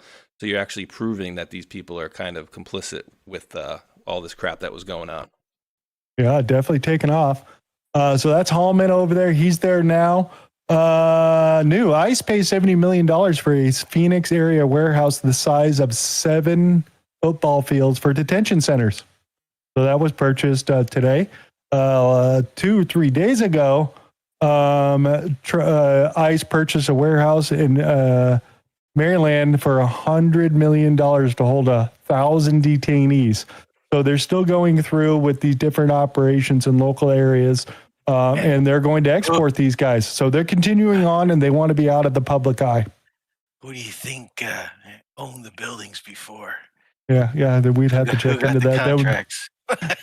Who got the contract? That commercial real estate would be a really good thing to pay this prices on, because there's a whole bunch of them that they're just eating shit. Tron, read that for everybody. Guys, from Boss, I am pleased to nominate Colin McDonald. Oh, look at that, guys, McDonald.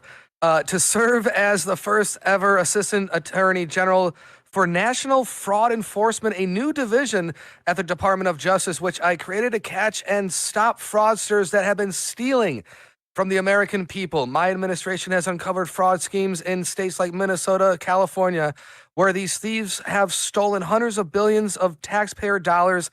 Colin McDonald is a very smart, tough, and highly respected America First federal prosecutor who has successfully delivered justice in some of the most difficult and high-stakes cases our country has ever seen. Together, we will end the fraud and restore integrity to our federal programs. Congratulations, Colin. Stop the scams. So you remember when I was telling you when Vance went ahead and announced this creation? He announced this, 3 weeks ago.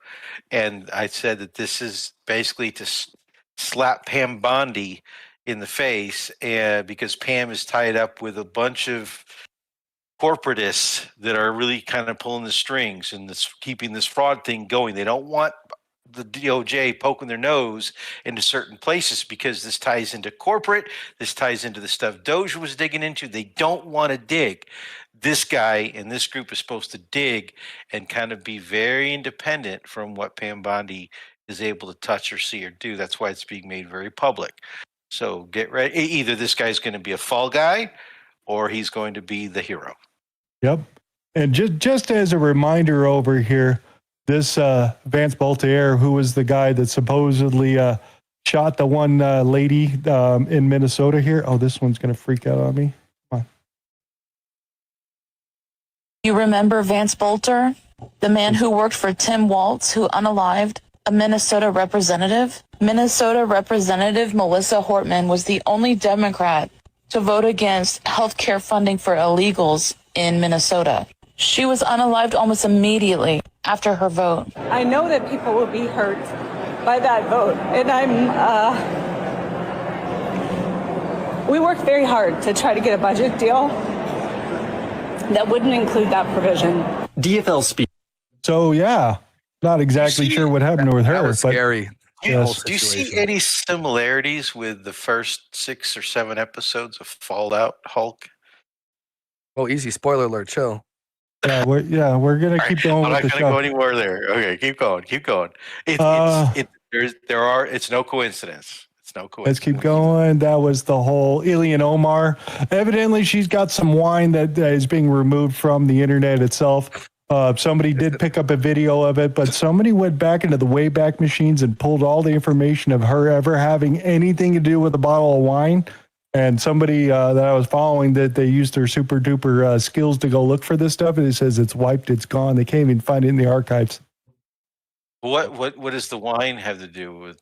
A fake wine company that she funnels brought her up. slush. Yeah, the slush money for her fake wine companies. Yeah. And they found out about it, and they tried to backtrack and erase everybody. And they're like, wait, I saw this stuff before. So that's happening. We got the whole incident of this gentleman over here throwing apple cider vinegar on Ilhan Omar. She wants to fight him. And of course, it turns out over here that this is the gentleman right here associated with the leftist group over here. So this is not uncommon. Wait, so. that's not MAGA? That's not Jussie Smollett's accusers? That's a fine MAGA. The libs are putting stuff out there though that show him as MAGA. He voted for Trump. Blah blah blah. Yeah, enough of that crap. So there's a bunch of shit going around. Not enough of crap. Ran by this one over here. Nicki Minaj no longer considered an illegal immigrant after receiving Donald Trump's gold card, which grants her U.S. residency following her public support with Trump. Oh, makes sense. She needed a gold card. I didn't know she was an illegal immigrant. Did you? Did you pay the million? No. She got the gold card. She posted this. She said, yeah, I'll bustle up with Trump and I get to stay in there and I get to support Trump. Yeah, but it's $1 million, ain't it, though? Yeah, that's what it used to be. Oh, yeah, $1 million for her ain't nothing, so yeah. Well, that's why she was out there doing all those announcements. Maybe she was, she got the card. There we go. Here, let's get into this one little last piece over here for this thing.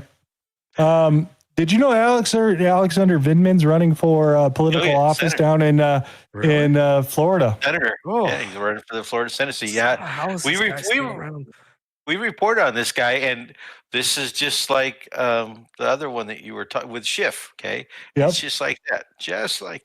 Oh, good Lord! Oh my God, they're probably gay lovers. Oh God! What else do we got here? We want to skip that. Oh, here's an interesting thing. The insurance companies have decided to join the insurance fraud scam that a lot of the local people are pushing against Gavin Newsom, saying that they caused the fire itself. The insurance companies were following this particular deal, and they just decided to go ahead and join that because they don't want to pay out. They are saying it's Gavin Newsom's fault, so they should pay. So we'll see what happens with that.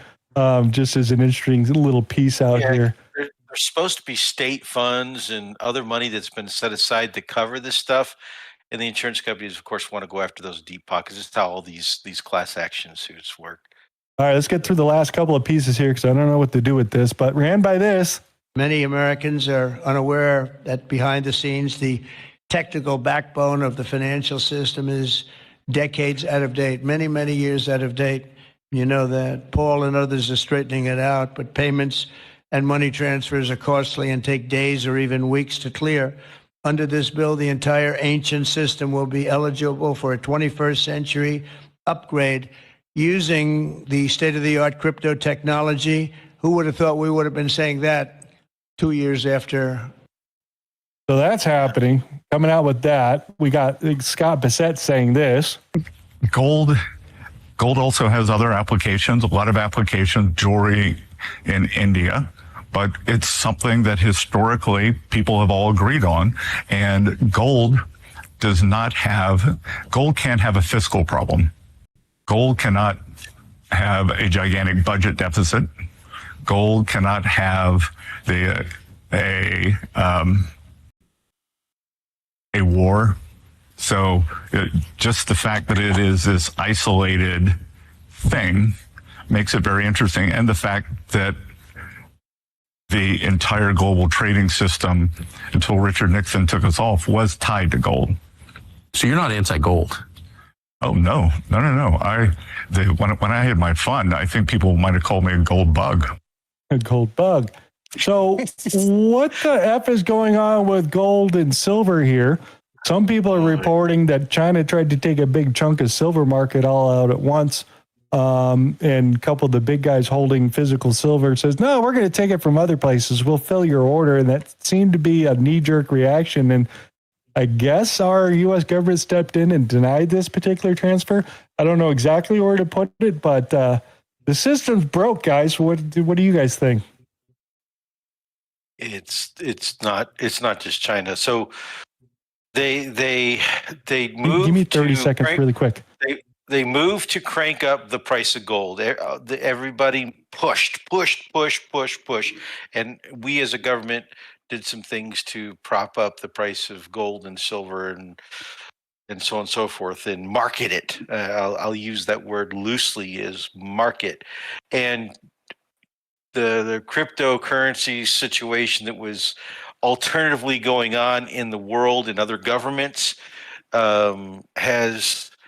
was being utilized. And so we kind of worked to try to crash the crypto market, and while at the same time force everybody into gold. And that's what the central banks did. So you had European Central Bank, you had South Korea, you had Japan. They moved out of treasuries, they moved into gold. The dollar started to suffer, and a whole bunch of other things started happening. And then we crashed gold. And it took their central bank holdings down to the shitter. And that is the current state of things today. You have crashes going on. Bitcoin is down. Everything's down right now. We are in a full-fledged financial war, folks. It is not a fun time. And with Congress coming back in the next couple of days, we're going to see what happens after that. But yeah, the silver shorts and the banks are scrambling, and you know how banks haven't failed at this point on a large scale. They are. It's almost like it's being held by popsicle sticks at this point. Paper silver, physical silver, and this new industrial age where we need this metal for the AI data centers, space, and all this fun stuff. And Bitcoin currently at 82,000. This is slowly going down. And I hear that banks are selling Bitcoin to buy silver, vice versa. So who knows what's going on? But a financial reset needs to be happening. So the U.S. government, when the gold price crashed like this, the U.S. government bought up a bunch of gold.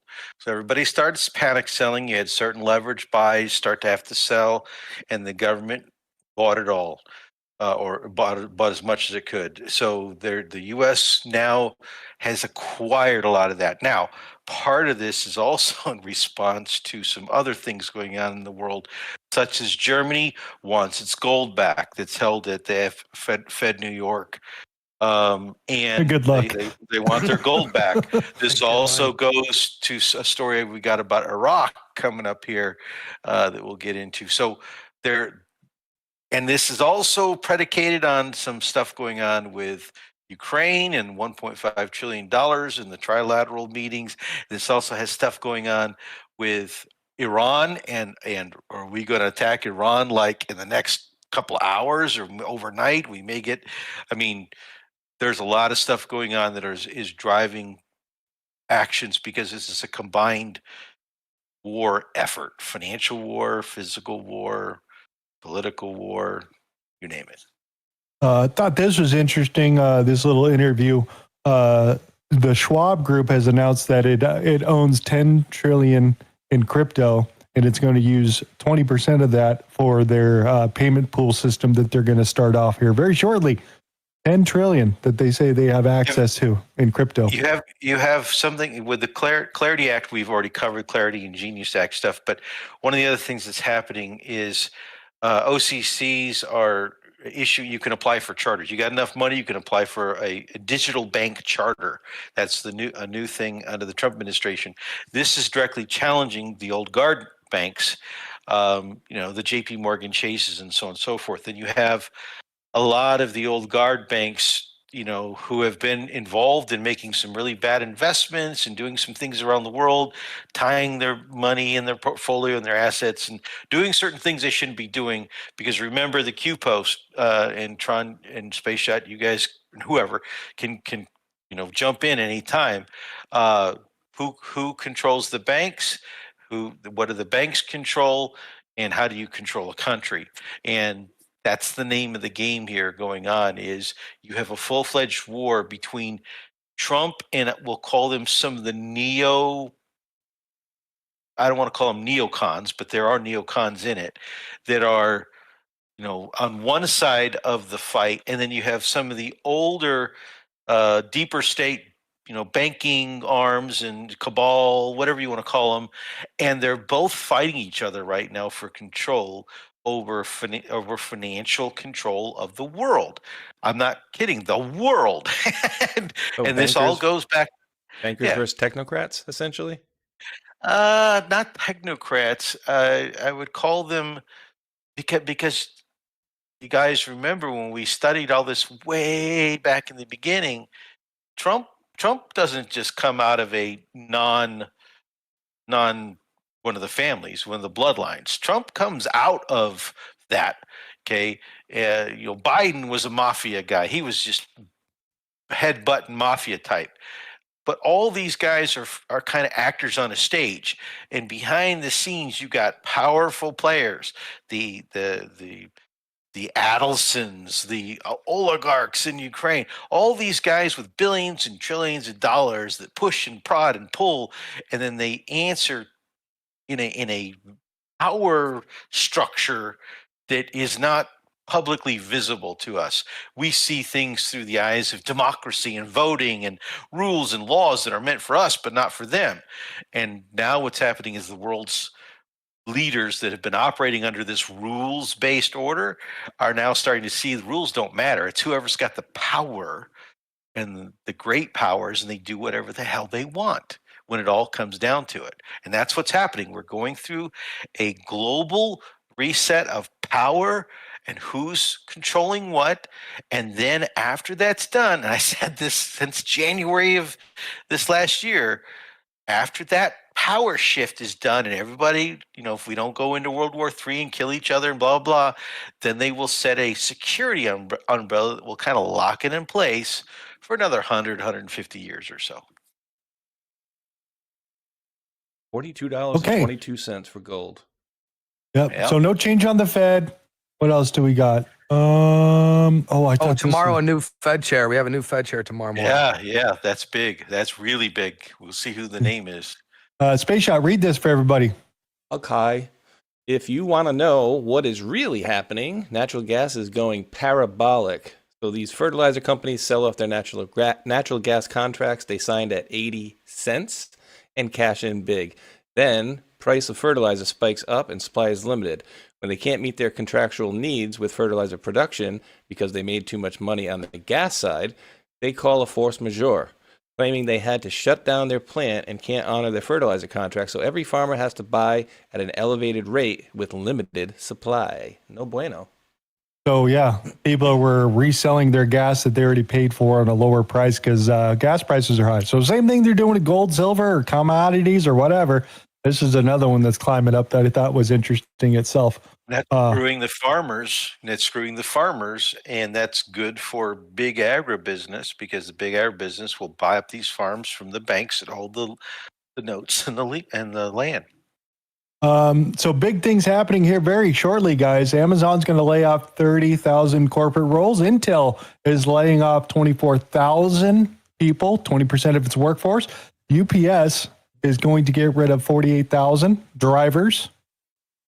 Tyson's Food, 4.9 thousand for the plant closure, and Meta, 1.5 for pivoting to AI. We got some other little small stuff that are happening out there, but just interesting that a lot of your UPS and Amazon and whatnot are scaling back. AI is moving forward for those types of things. What else do we want to put? Is AI going to deliver a package? Maybe drones or something like that. But some of this is just the normal 6-month lag. These companies are in a financial crunch. Fuel costs have skyrocketed, and they have to cut somewhere. Labor is the easiest place to cut. Microsoft disclosed for the first time that 45% of its $625 billion book of future cloud contracts was from OpenAI. They lost a bunch of money, for lots of money. And then they brought this out. Tron, read that for everybody. Guys, Microsoft, more personal computing business, Windows, Xbox, Surface, and more declined by 3% year over year. Microsoft blames gaming for the overall revenue decline of more personal computing. Microsoft's intelligent cloud business, which includes Azure and server products, contributed $32.9 billion in revenue this quarter, more than double the $14.3 billion for more personal computing. From more personal. Yeah. So yeah, Call of Duty. Yeah, Call of Duty problem. They're not buying the game out there. We're taking them down. So I thought that was interesting because you get OpenAI was the one that's working with Oracle because Oracle just lost a big chunk of their money because OpenAI is not going to become profitable for like 4 or 5 years, maybe never, and probably done in about 2 years, in my opinion. But that's what's rolling around with Microsoft and OpenAI here at this point. OpenAI is done. Yep, I agree with you. Very unlikely they're going to be able to recover. What else do we want to throw in here? Anything else? Oh, yeah, we'll throw some stupid in here. Last two stupid stories, and I'm kicking it to Rdoc. Read that for everybody, Mr. Space Shot. Oh, I love this one. Breaking Oklahoma Democrat Representative Aisha A.J. Pittman has resigned and pleaded guilty to 3 felony charges, including forgery, conspiracy, after submitting a fake check to the State Ethics Commission to Dodge, or is it supposed to be Doge, repaying misused campaign funds. Nice. Bye-bye, Felicia. Fake check. Here, read this one for you. Breaking. A Minnesota man identified as Mark Anderson allegedly attempted to break Luigi out of prison by impersonating an FBI agent. He was reportedly armed with a barbecue fork and what appeared to be a pizza cutter and was quickly arrested and charged with impersonating a federal agent. This story gets crazier and crazier, man. Someone tries to go in there pretending like they're an FBI agent to take him out. Like, what is this? What kind of... What? Take him out or break him out? Yeah, like which one? Who knows? Oh, yeah. Luigi. Last Luigi 2 stories. Mangione. Yeah, last 2 stories. Healthcare guy. I don't know if you guys all found out, but Elon Musk gave his farewell speech for the year and has basically said that next quarter they are ending all production on Model S and X cars. They will be no longer available. They're going out of circulation.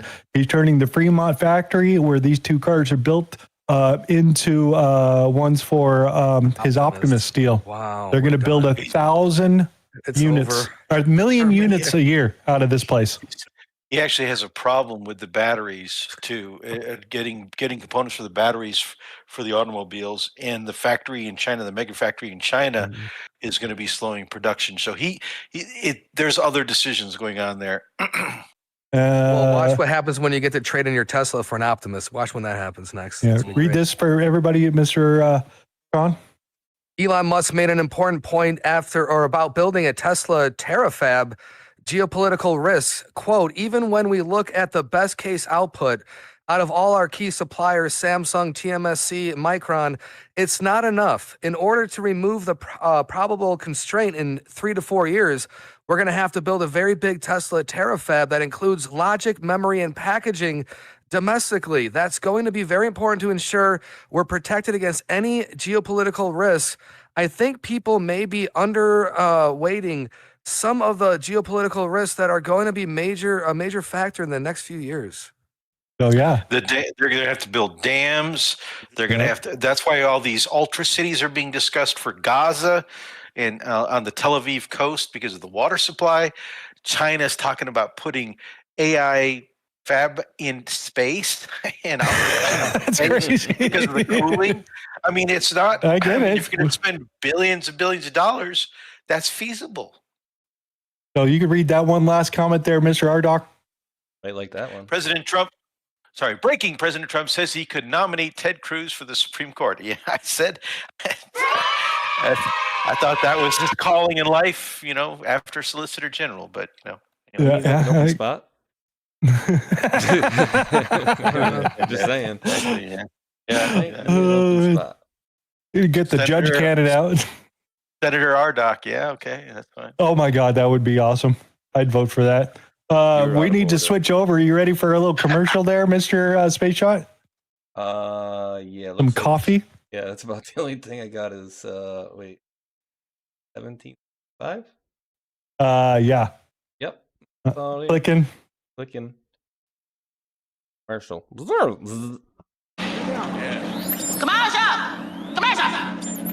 Break for 30 seconds.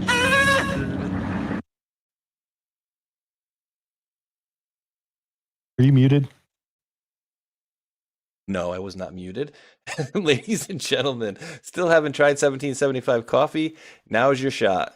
1775 starter kit just dropped, only 1,000 units. You're getting the bold, dark roast that hits hard, the smooth, medium roast, and the Vitality Mushroom Coffee for clean energy and laser focus with no crash. All single origin, small batch, toxin-free, and mold-free. Plus, you're also getting a gold spoon clip because freedom isn't scooped with plastic. A frother strong enough to stir up your coffee and your mother-in-law's opinions. And a black 1775 tumbler. It's $170 worth of coffee and gear, yours for just $99. And this is for the ones who have been watching 1775 blow up on Rumble and wondering if it's actually worth it. Spoiler, it is. Head over to 1775coffee.com/studio and grab your starter kit before they're gone. Bold beans, clean fuel, and a morning routine that stands for something just like Rumble does. Break for 30 seconds. Which one? All right, that's done.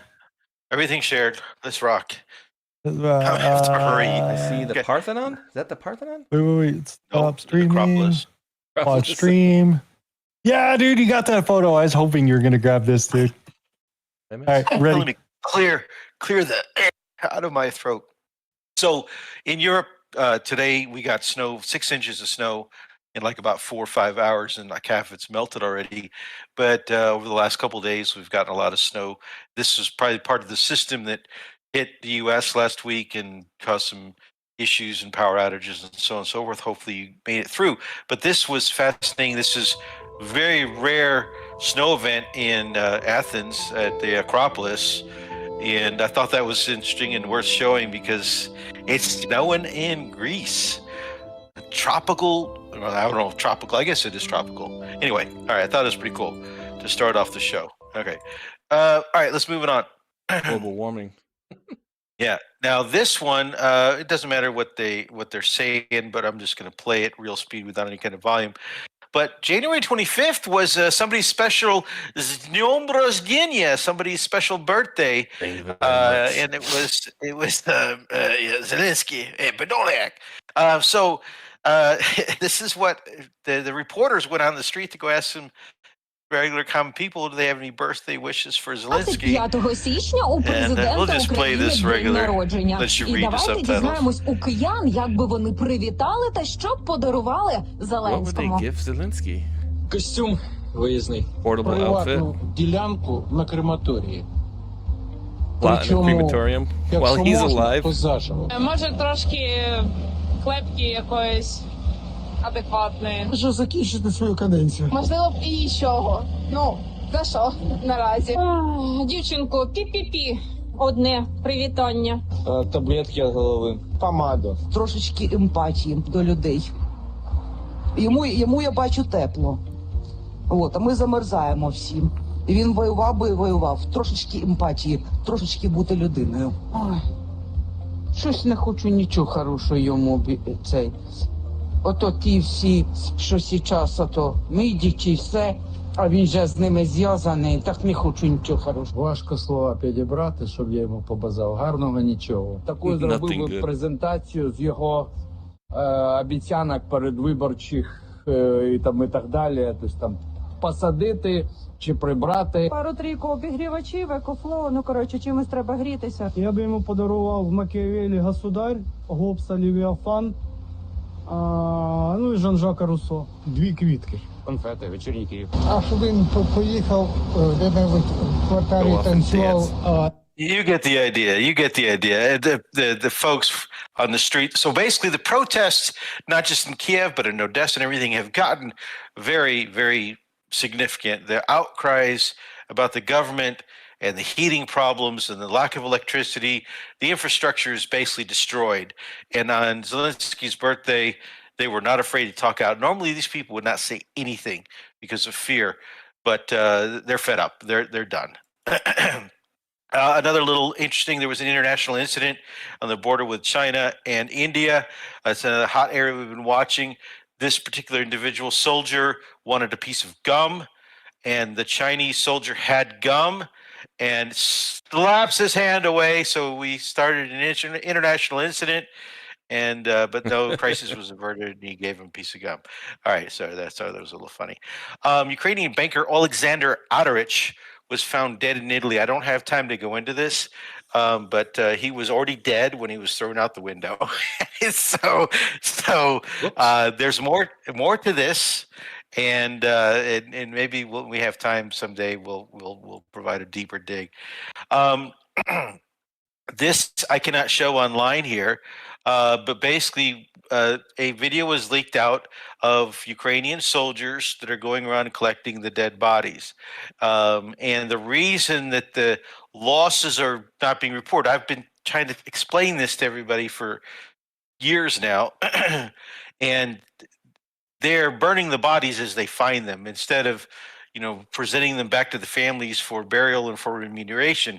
And the company commanders are keeping the money. It's all a big fraud and a scam. And of course, it's also politically acceptable because Zelensky doesn't want to report the real losses.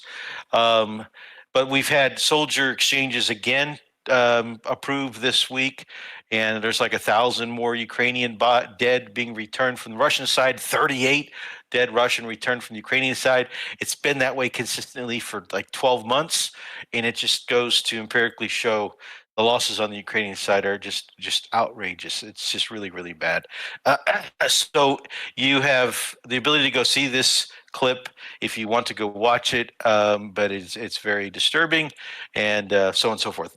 This is the big news that I want to start us off with, though, today. So we had Rubio's testimony in front of the Senate this week, and Rand Paul and him had a very interesting exchange, and it's being picked up by a lot of different folks on both sides. Some people don't like Rand Paul. Some people didn't like his father. His father's video is in here too. He made a statement on some things. But Rand Paul, if anything, has been consistent, and Rubio even said that in his response. Let's just play this and listen to the exchange, and then maybe the panel can talk about this, because I think it's worth your comments and opinions. Our founders debated extensively over which branch of government should have the power to declare or initiate war. Virtually unanimously, they... Let's just a tad. Got a little louder after the first, that we should be... decided, and what was entered into the Constitution was that declaration or initiation of war would be the power of Congress. And we have many advocates, many of whom are here today, who've been advocates for an expansive notion of presidential power.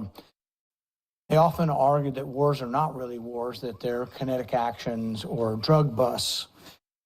I think, though, if you reverse the circumstances, it becomes very difficult for these arguments to hold up.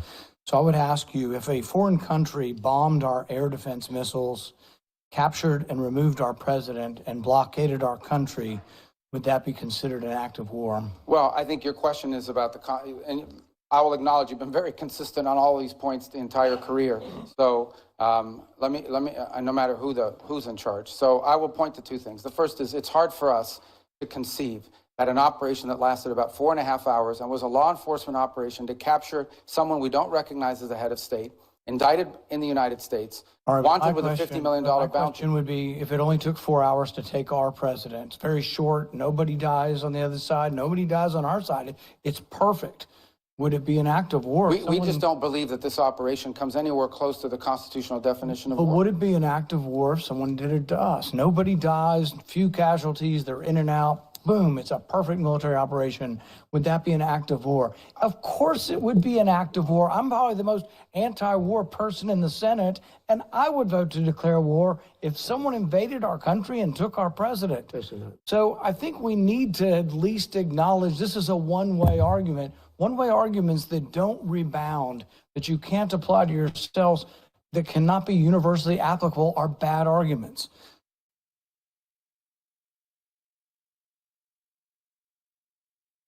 Hillary Clinton? You're muted.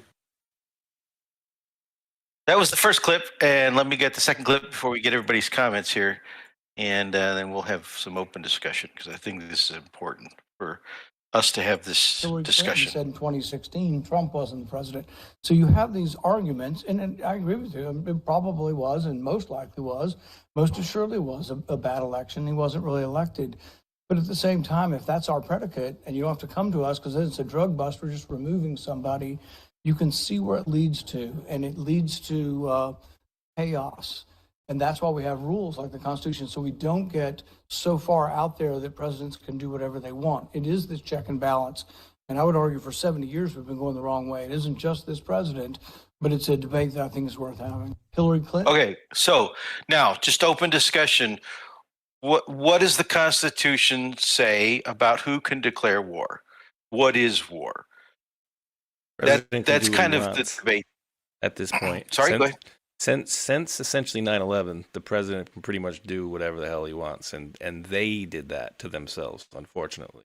The War Powers Act and some of the legal cases surrounding war powers and what Bush did and the Patriot Act and so on and so forth, the Congress abrogated some of its power back to the executive. However, do you guys remember the pattern here in this situation with Venezuela? We first started to create this narrative in the media, using the media, that we've got this huge drug problem, fentanyl. Everybody agrees fentanyl's bad, but it was fentanyl coming. Fentanyl doesn't even matter now. It was all never about fentanyl. Trump even said it. So we had a predicate to get the American people behind a action that was going on and dedication of resources. And Congress, okay, we're okay with that. We want to stop drugs. Everybody in Congress, okay with it. Okay. But the real predicate was to escalate and to continue to escalate and to essentially blockade the country, because really we don't want China and oil in Venezuela. We want to shut that down. That's really the issue. We got to go in and have this hemisphere. Rubio said that himself a week or two ago, right? So now what's happened is we have gone in and we've done certain things, but we went ahead first and we declared that this entity or this country or this person or that person is a criminal. We made them a special kind of criminal, a terrorist organization. We labeled them a terrorist organization. We went ahead and got an indictment through our justice system, which is not world recognized. It's unilateral action by our own country. And then we acted upon that indictment with the world basically looking on and going, okay, we're not going to stand in your way because you might tariff our asses or you might do the same thing to us. So the rest of the world shut up. Except for the other great powers and folks that have standing armies that we can't do that to. So Rand Paul here is asking a question that a lot of Americans just aren't asking right now. And he's like, you fiddled with the game. You took advantage of the game, you knew the rules, and you kind of knew the intent of the rules, and you still went ahead and did something that literally could have started a war. And not just with us, but with other people. It could have escalated into a bigger war. You didn't come to the Senate first. That was the issue with Iraq. We actually went to the Senate, though, back then, in the Congress back then, and we did the weapons of mass destructions game. Okay. What's going on with Iran? We'll get into that. So that's my comment. Osama bin Laden, the same situation. This is a threat. We took it out. We de-escalated war, and we proved that to the world that America is back. And yeah, we're going to use tariffs. We're going to use language. We're going to use other means. And at the end of the day, by any means necessary, we're not messing around anymore. And Rand Paul is a rhino, a cuck. He opposes Boss on everything. He's not helping America in 2026, and he was kind of late to the train for Boss in this third term. And I think that anyone that counter messages our president in this current timeline is actually doing harm. So more Marco Rubio, less Rand Paul, and we'll be better. So this is the argument for why majority rule is not the law of the land. why the minority voice is important in our Constitution and why the rights of the Constitution are designed to protect that one minority voice. Even though we have a republic, and why separation of powers is very, very important, because popular sentiment that Tron just espoused, which is based upon a political movement, a political dogma, what if it was the other side that was in charge? What if it was the other side that was having the same power and doing the same thing to us? That's the balance that our framers intended to make sure that one president, one party can't do something so easily that could risk the lives or jeopardize the lives of the entire polity, whether they be one party or the other party. That's why Rand Paul is staying as a constitutionalist versus a Marco Rubio who is sitting there as a political operative in an administration. And it doesn't matter whether it's a Democrat or Republican administration because they've both done it, like Hulk was talking about. The Democrats have done this under Biden. The Republicans did this under George W. Bush. And this is not either Republican or Democrat. I would argue this is the Orwellian deep state, the permanent government that is doing this no matter who is president.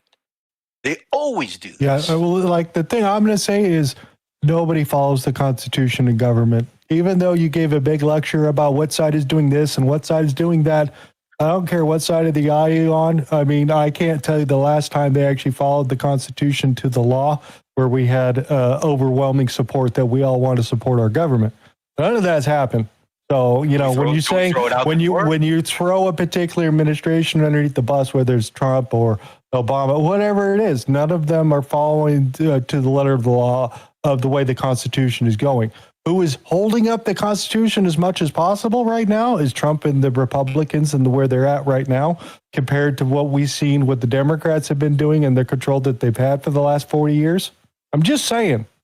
Like what you said earlier, Rdoc. Fair. You need to tear it down and needs to be, redone. And, it is your duty to overthrow such government and basically fix it. And do it the right way.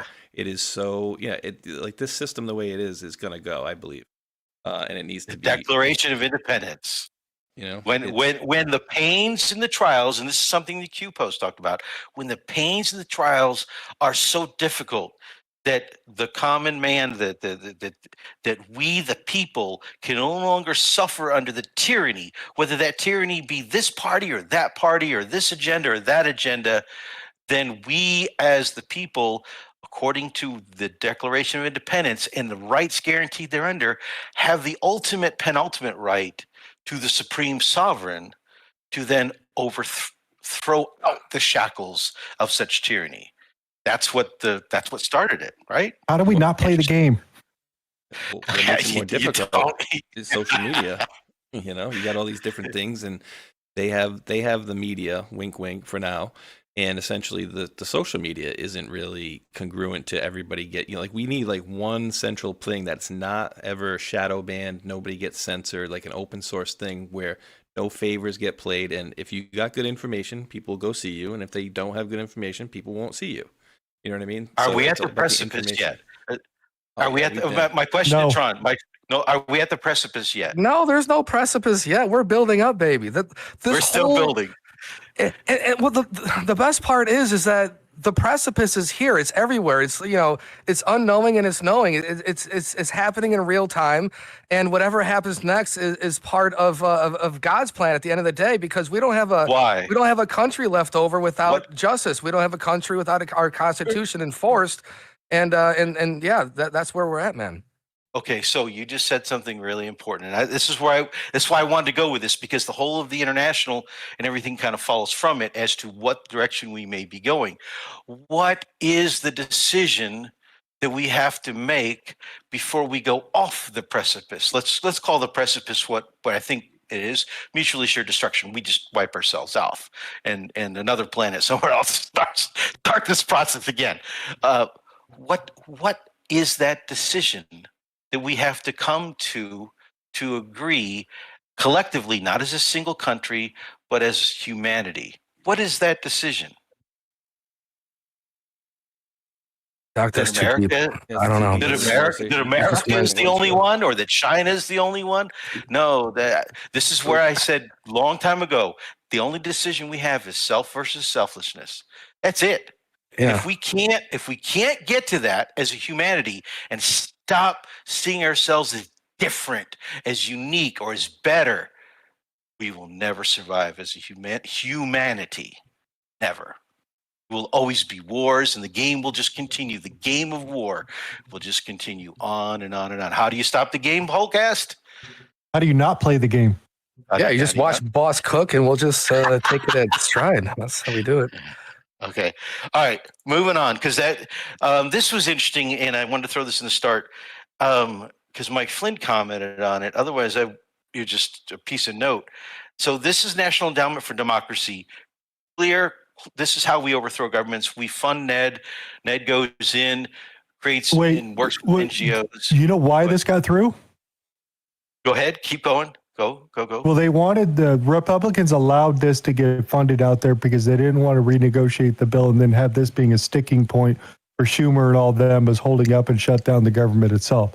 In that big giant funding bill that they did 6 or 8 weeks ago, whatever it was, they said, no, we're not going to mess with it. We've got it okay. We can get most of the stuff we want passed. We're going to stick with it. And then they're hoping on appropriations to come back and claw back $315 million. But he got endorsed. That's what Flynn is poking his nose into here.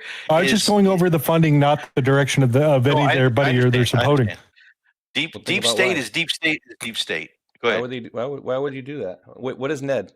What does Ned do? National Endowment for Democracy. It's their deep state, probably put together with World Economic Forum and Institute of Peace. You can throw them right on top. So it's like an NGO, right?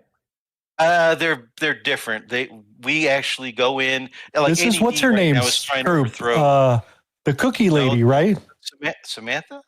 Is it Samantha Powers? No, Isn't she over there? She's over there now. She's at NED now. Yes, Newland. Newland, thank you. Over there. That's a trap, baby. Victoria Newland, Joaquin Castro. The Ukraine connection is still there. Okay, moving on. I'm going to skip through this because we already talked about the financial stuff, but there's a great article that Bloomberg has. It's paywalled. I can't even read it about, not concerned about the dollar slump, but the fact is dollar slump occurred. They're saying that that kind of helps out with interest payments. Yeah, and trade as well. They're going to spin it.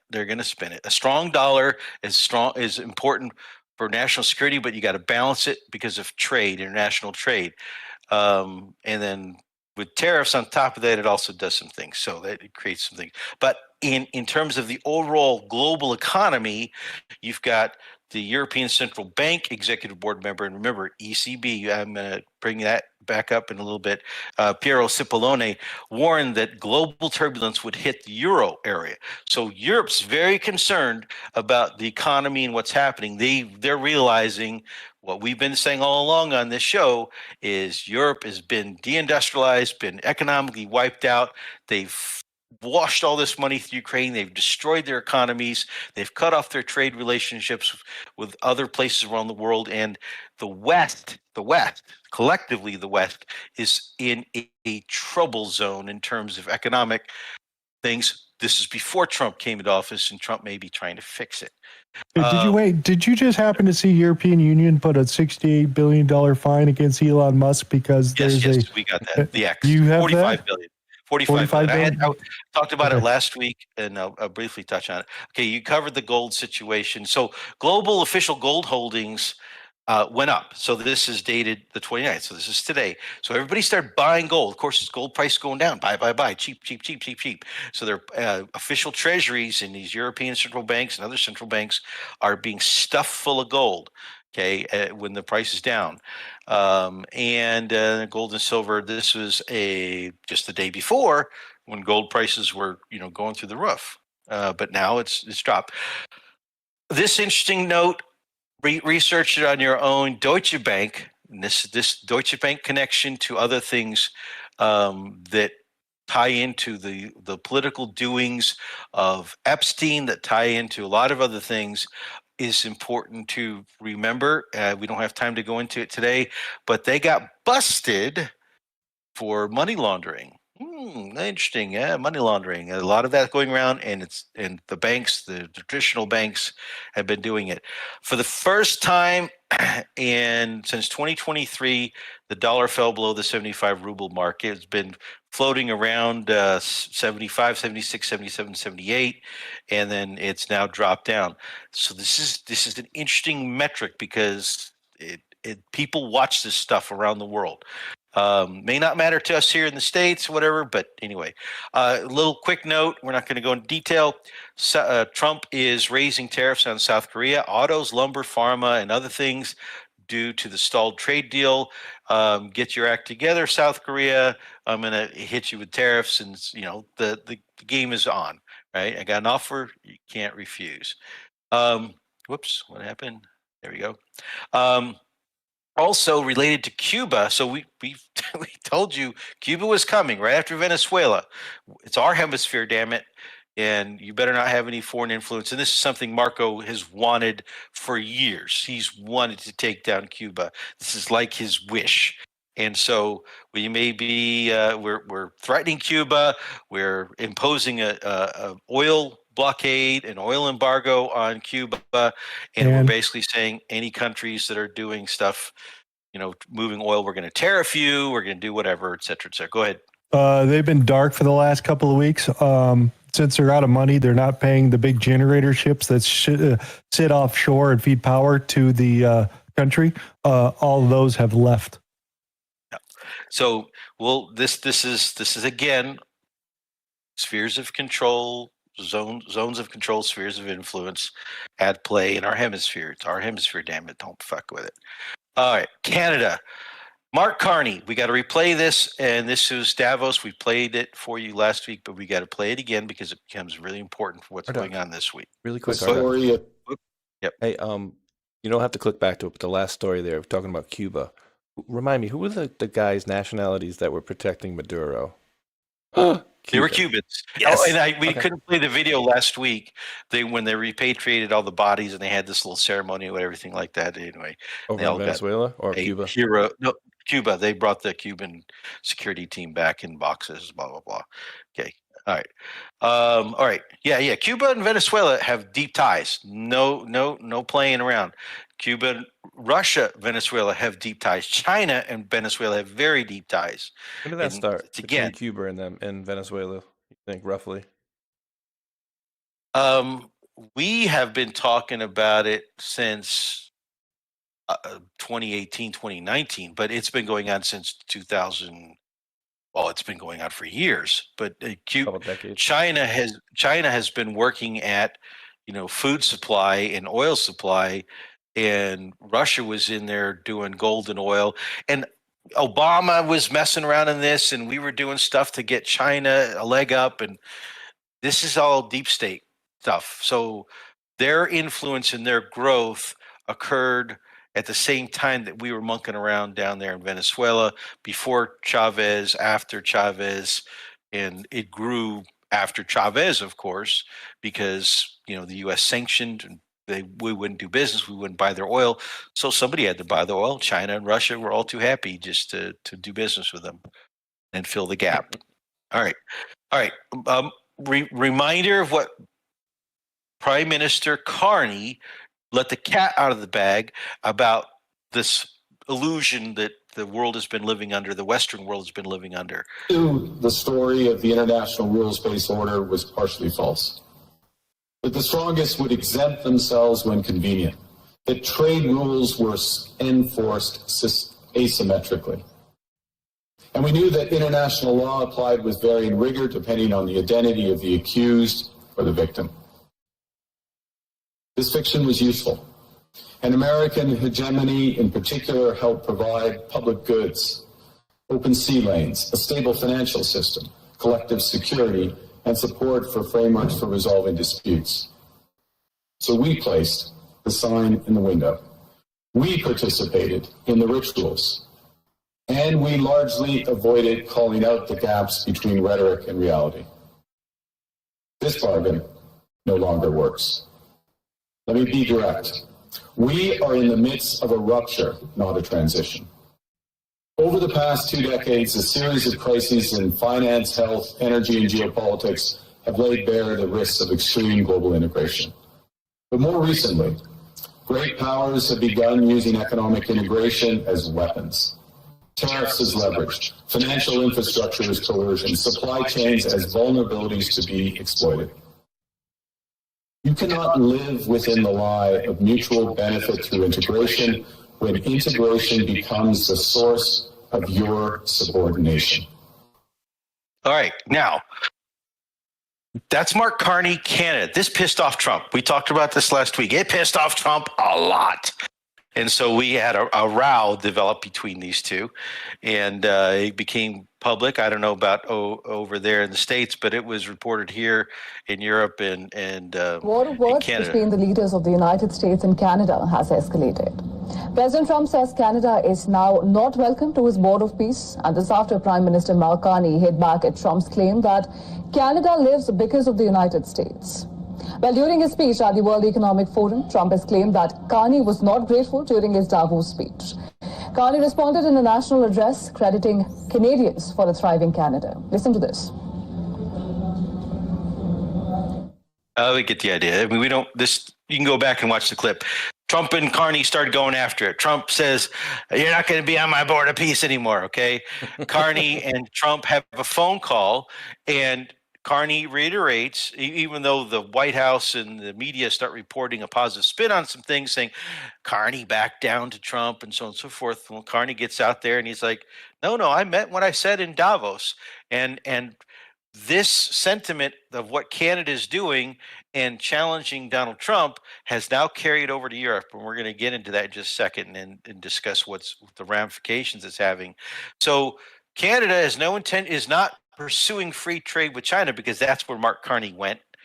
He went to China. He met with Xi Jinping, and he talked about how they were going to do some new trade, a really important relationship, and so on and so forth. And everybody knows what this means, including Donald Trump and the White House administration, is that Canada is like saying, screw you. We've got the YMCA Act, okay, that's going to be renegotiated this year. Basant was talking about that earlier in that clip. And but at the same time, you keep talking about making us the 51st state. Well, we're Canada, damn it. We're sovereign, and you're not gonna, hold sway over us, USA. And USA got some words for you guys up there in Canada. And actually, we are actively working to break Canada apart. This week, who was it? Was it Basant or was it Lutnick? One of the guys talked about how the Alberta separation is something that we're looking at supporting. Okay, so Canada is always kind of been potentially toyed with of breaking into multiple pieces, and the United States, of course, is all ready to gobble up those pieces if that so breaks up. So we'll have to keep an eye on what's going on with Canada. 51st state, we all joked around about it, in the very beginning, but it could be a reality. But they're doing business with China. They're very happy to do business with China, and Trump is threatening 100% tariffs if China becomes the main dumping of Canada into the USA because of the YMCA Act of Chinese goods flowing through Canada. And China says, hey, we're not doing free trade. China says the deal is not targeting U.S. and the Trump tariff threat, but of course China's going to say this, okay? And, China knows damn well what it's doing. This is the game. This is the contest between Donald Trump and Xi Jinping, between China and USA, and the great power struggle between these two great powers. And you got to put everything you have into this thing, because if you don't, China won't respect you. And if you are weak and a quisling like a Biden or a Clinton or somebody like that, and you give in because of greed or profit or whatever, well, China's just going to take over. And that's something Donald Trump has said from the very beginning, way before he ran for president, how you had to deal with China. And that's what we're seeing happen. My friend. Go ahead. My friend, remember my friend? He's my friend. Oh yeah, but he's not yes, my friend he's Xi enemy. Jinping. That's right. And the classic repertoire, if you've ever done business with Chinese, is if you don't bring your A game and you don't fight hard for your side, they don't care. They'll screw you over 6 ways from Sunday. But if you bring their A game and they bring their A game, they are more willing to come out. We won't call it concessions, but they will be more respectful of the outcome and reward you even if you lose. It's very interesting. Okay, based on the fact that Canada has wrongfully, illegally, and steadfastly refused to certify the Gulf Stream, so Donald Trump is basically going after Canada for their restrictions on U.S. aircraft manufacturers is basically what's happening. So I'm going to charge Canada 50% tariff on any and all aircraft sold into the United States of America. Thank you so much. Thank you for your attention to this matter, etc. So we're still being tough on Canada. We are in a trade war with Canada. It has not ended, and it's not just a trade war, it's a relationship war, because we do not want to allow China, who wants access to China is going to need access to the Arctic, as well as Russia, as well as Europe, as well as USA. The Arctic is going to become very important. And as sea lanes open up, the who controls those sea lanes becomes very, very, very important. That's part of the Greenland. That's part of the Baltics. That's part of Canada. That's part of the whole foreign policy issue there and the bigger plan that Witkoff talks about in a clip I have coming up later. Prime Minister Carney is going to India. Oh, but wait a second. Remember, India was buying all that Russian oil, and Canada and Europe and everybody else was like, you bad. We support Donald Trump and his tariffs on India. 500% bone-crushing sanctions on India because you buy Russian oil. And everybody was cheering and rah-rahing that because they were all pro-Ukraine. Okay, well now you've got Prime Minister Carney, who's going to be running to India. Well, he's not just running to India, he's running to India after the European Union was just there. And this brings up to this point here. So if you don't know who Mark Carney is, remember that Bank of England, European Central Bank thing that I was talking about? Mark Carney was the governor of the Bank of England and chairman of the Monetary Policy Committee, very closely tied, working with the UK and the powers that be within the UK, and we could go down the rabbit trail of, the Exchequer and the all the way up to the Vatican Inc. if you wanted to go that route. But ultimately, I want you to understand, he is an international banker, a globalist at heart, and he's watching the globalist world that he and his predecessors in the old guard helped create and be destroyed. And so they're fighting back. They're fighting back is what's happening. And so remember, UK, your Bank of England, European Central Bank, because they're all tied together in what's happening and the plan that they're doing to fight Donald Trump, to fight the United States in this financial war that's going on. The European Union is in turmoil. The European Union just approved the ban on Russian gas imports by 2027, and they screwed themselves in their own EC charter by passing by majority instead of by unanimity. And this was because Slovakia and Hungary were blocking this with their veto because, of course, they want this Russian gas. They still get Turk Stream gas and other gas coming to their country, which is critical to their economies. But they don't care whether the people of Hungary or Slovakia suffer, or in Poland and some others as well, as long as they put their economy in through the ringer. If they can destroy Hungary's economy, if they can put the threat of economic coercion, that thing that Carney was talking about once the tools of the economic integration are used to subvert or to imprison, then you don't have rules-based order. Well, that's what he's talking about here. It's the same situation. The EU, this unelected bureaucrat, is basically taking a sovereign country and is going to punish it so they can remove him from power in the upcoming elections. And so Viktor Orban is in a big fight with Zelensky in Ukraine right now, and they're now refused to approve any kind of funding to Ukraine. They have also openly stated they will not allow Ukraine to go into the European Union. And they're accusing Ukraine of openly interfering in Hungary's upcoming election. And his foreign minister is out there going, laughing it up and making snide remarks. And this is going badly. Fico is also out there fighting against this because they're attacking Fico. We'll get into that story in just a bit. But Hungary and Slovakia filed a lawsuit against the European Union because of the illegal procedure that they did to violate their sovereignty and call for this cessation of gas supply and contracts that the European Union has with Russia and that these countries individually sovereignly have with Russia, and so on and so forth. And if they don't obey the European Commission's law, well, they will be economically harmed. And so this is political pressure to cause voters to remove them from power, basically is what's happening. Speaking of the pipelines, the Nord Stream pipeline has been in the news lately in Europe because all that cold weather and all the high energy prices are making the Europeans realize they would really maybe like some of that cheap Russian gas that they just voted, or they didn't vote, they were told your contracts are going to be terminated. And so she says, hey, you know what? If Ukraine wins, we want the $70 billion from Ukraine as compensation to pay back German investors for our share in Nord Stream, since you've admitted that you're the ones who did it, which is very interesting little story. We'll see what happens with that. I doubt everybody wants a piece of the pie. They know that the conflict's coming to an end, and they want their piece.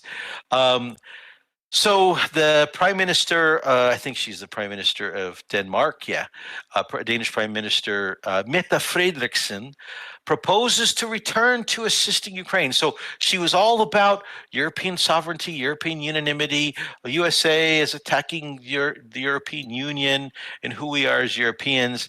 And she gets out there and she makes some comments. Let's emphasize that in a situation where the world order as we have known it is under pressure, it's changing rapidly, maybe it's gone, then we need a stronger Europe than ever. A Europe that is willing and able to stand up for our values and for our principles. For me, the way forward is quite clear. It's up to us and only up to us Europeans to create a confident and prosperous Europe of tomorrow. We have to be able to defend ourselves, and we need to continue our strong support for Ukraine.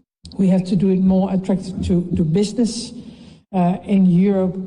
Blah, blah, I think there are some less. blah, blah, blah, blah. Okay. Bottom line, they won't call Trump out by name. They're so afraid of the boss because they know he will just do what he wants to do and strike out at them because he's not beholden to the deep state or whatever the deal is. They are afraid, and they won't even call him by name. We have to stand together, missing language, against Trump.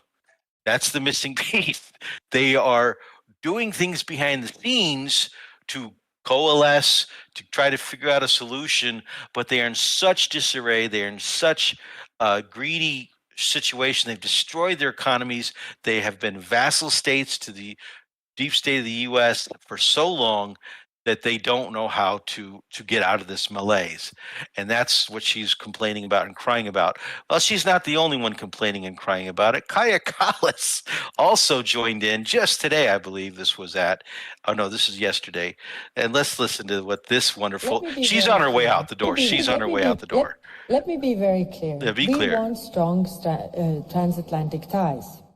The US will remain Europe's partner and ally, but Europe needs to adapt to new realities. Europe is no longer Washington's primary center of gravity. The shift has been ongoing for a while. It is structural, not temporary. It means that Europe must step up. No great power in history has ever outsourced its survival and survived. These developments put a severe strain on the international norms, rules, and institutions enforcing them that we have built over 80 years. The risk of full-blown return to coercive power politics, spheres of influence, and world where might makes right is very real. Since we last spoke here, the virus has started to spread. Canada's Prime Minister Mark Carney hit the nail on its head in his own speech in Davos. It's time also for Europe to take down its sign. To acknowledge that this tectonic shift is here to stay and act with urgency.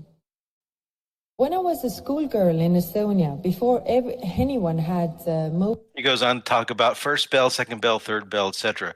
The key parts are what you heard. It's the same thing Mark Carney is saying. It's the same thing Keir Starmer can't say publicly because he's afraid of Donald Trump, because he's a quisling. It's the same thing Macron is kind of saying under his bated breath or when he's around certain people. It's the same thing all these European kleptocrats say, okay? Their world is crumbling, their payday, their easy payday, their corrupt little system is crumbling, and they don't know what to do. And they're freaking out about it. And they're looking for another protector, another big bully, or somebody that they can use to play off. You know, when you got one bully, then you got to go find another bully to kind of say, hey, look who I got on my shoulder, right? And guess we're going to talk about who they're running to. So related to Nord Stream 2, because the Russians have said, we can turn on the pipeline, Nord Stream 1 still there, we can turn on anytime. Or there's one pipe left of Nord Stream 2 that's still open. And we can deliver all this gas. All you got to do is work a deal out. You don't have to buy this super expensive LNG and be beholden to the United States and Qatar, their vassal state. And, you know, you can have alternatives. And he laid the nail on the head, but Europe will never do it. Europe is, well, they're starting to talk about talking to him, and then they're arguing amongst themselves about talking to him and talking to Russia. And so they're not going to talk to Russia. They're going to go and talk to somebody else that's talking to Russia.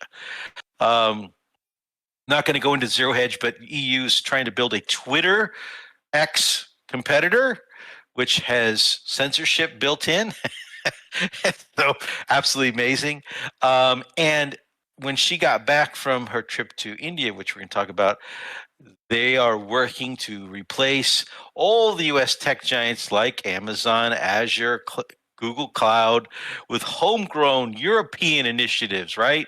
And the EU moves to cut its dependence on America, and that's also dependence on clandestine oversight, eavesdropping, secrets, information control and management, blah, blah, blah. So that's also a direct spit in the face to the United States and the powers that be. Okay. Any questions so far on European Union turmoil? Because now we're going to go into who are they running to that's talking to Russia. Well, remember India. India was there, and Carney is going to India. Well, guess who was just in India? So you had the European leaders and all the little business interests there work out this huge economic and strategic and security partnership. Because remember, who else is going to sell them weapons if it's not the USA? And if it's not Europe's ability to build the weapons, well, India is stepping in. And so India is doing business with Russia, and they're buying that Russian oil. Oh, surprise, surprise. So BlackRock Mertz is in there. EU-India Free Trade Agreement. Negotiations are done. Positive signal. Strengthens our economy. He just got done talking about how Germany's economy was bad, and it is really bad. And they're desperate. They want money. They want business. They want inflow. They need it because they've lost Russia and they've lost China. Okay. Macron, hey, yeah, we're looking at this. Great fond memories. Looking forward to meeting you in February. So Macron is going to India following Ursula, and Carney's going to India. Do you start to see the pattern here? What's happening? Okay. India agrees to offer European automakers, those European automakers that lost their Russian market, lost their China market because Kaya Kallas pissed off the Chinese, and then they have lost a lot of U.S. market because of tariffs. And so who are they going to? India. They're going to India.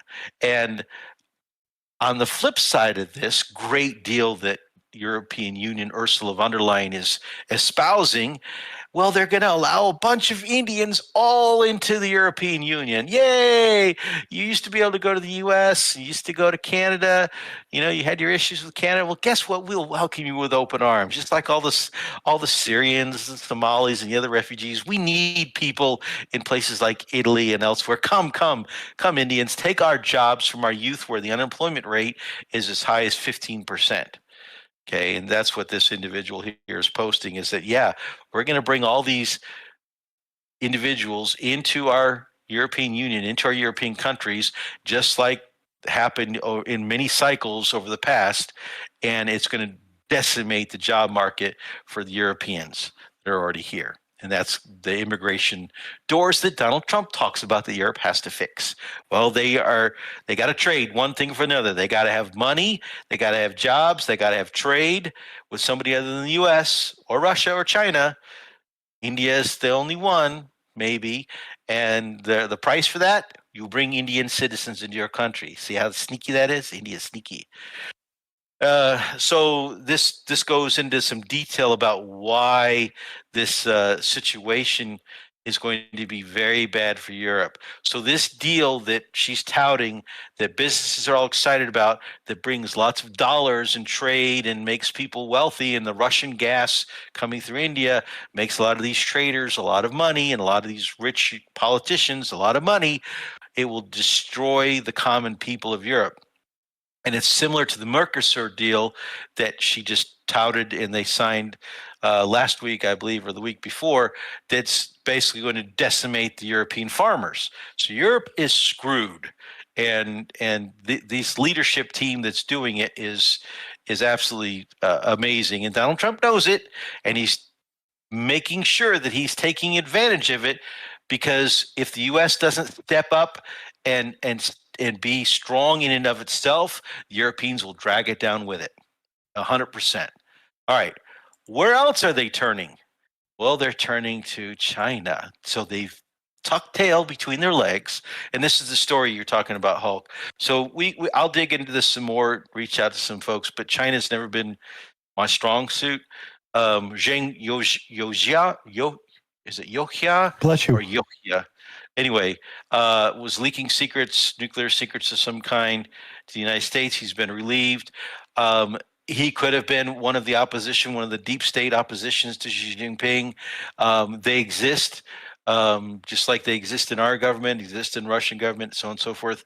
There are groups that he has to purge, and he has to be careful of purging, and this may be one of them. I don't know. Yeah, the whole conspiracy on the other side is there was a coup that was foiled, and thousands of people are arrested, including this particular person, all that. I don't know where to put it. Okay, I got to move fast. Okay, so this is Keir Starmer. See how he's walking? You see this weird walk? It's like he's got a butt plug up his butt. It's not very confident walk. Wearing a boot? Just might. Yeah, I don't know. People were commenting about this, making memes about it. But yeah, it's our national interest to engage with China, the second biggest economy in the world if you take Hong Kong alongside China, blah, blah, blah. He was there with a bunch of business people. All those people in the background are executives and he had a huge contingent of people come with him from the UK.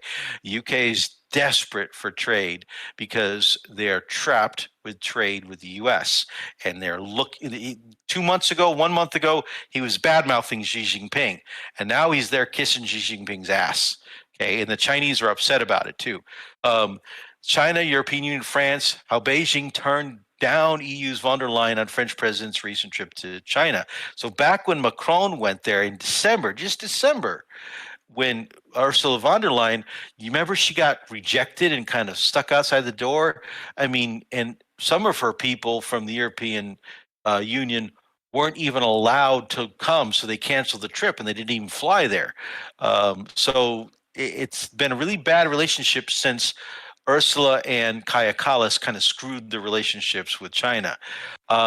This story appeared today, and this is Fox News. U.S. allies edge closer to Beijing as critics warn China is gaining leverage over Washington. I wouldn't say it's over Washington.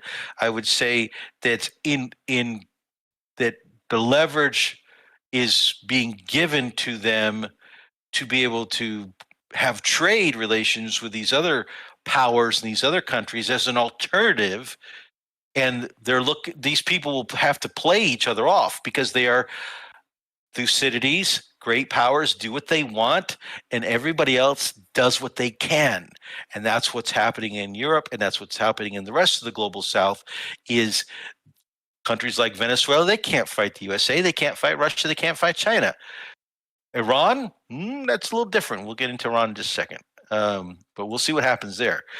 So Prime Minister Starmer says, I got to build a consistent, long-term, comprehensive, and strategic relationship with China. You think Donald Trump's going to be happy with him saying those words? He knows damn well Trump's watching this. He knows it, and he cares, but he doesn't care because he never was in Trump's corner. He's a lying sack of whatever. Okay. So the Chinese, however, and Carol Dmitriev picked up on this, the Chinese are pissed off that Xi Jinping was so cordial and so nice to Keir Starmer. And they're criticizing him in the media for not bringing up Starmer's human rights record of canceling elections and lack of free speech in Britain, because this guy in Britain and his predecessors have always been accusing China of doing exactly what he's doing to people in the UK. So I thought that was interesting. But the Chinese press is absolutely crucifying Xi Jinping for being nice to him. So the reset, vital to the world peace. Xi tells Starmer, a lot of flattery going on, and Starmer left there. I don't think any deals were officially signed, but they're working towards certain deals, including visa travel back and forth between the two countries and so on and so forth. But Starmer desperately wants business, and it's the European Central Bank, Bank of England, Mark Carney, Keir Starmer, Ursula. Are you starting to see the pattern here? Okay, the West is not united. The deep state, collective West that we constantly hear about, the rules-based order that we've tried to impose our structure on the rest of the world, the 2/3 of the global South, is fracturing. And Donald Trump is maybe assisting that fracture. That may be part of the precipice thing that I was asking about, Tron. I don't know the answer, folks. I really don't. I'm watching this with bated breath. China and the UK must rise above the differences, vital for world peace, et cetera, et cetera, et cetera, et cetera. It's been a long time since the UK ever, a PM, I think it's been 8 years since somebody has come to China from the UK.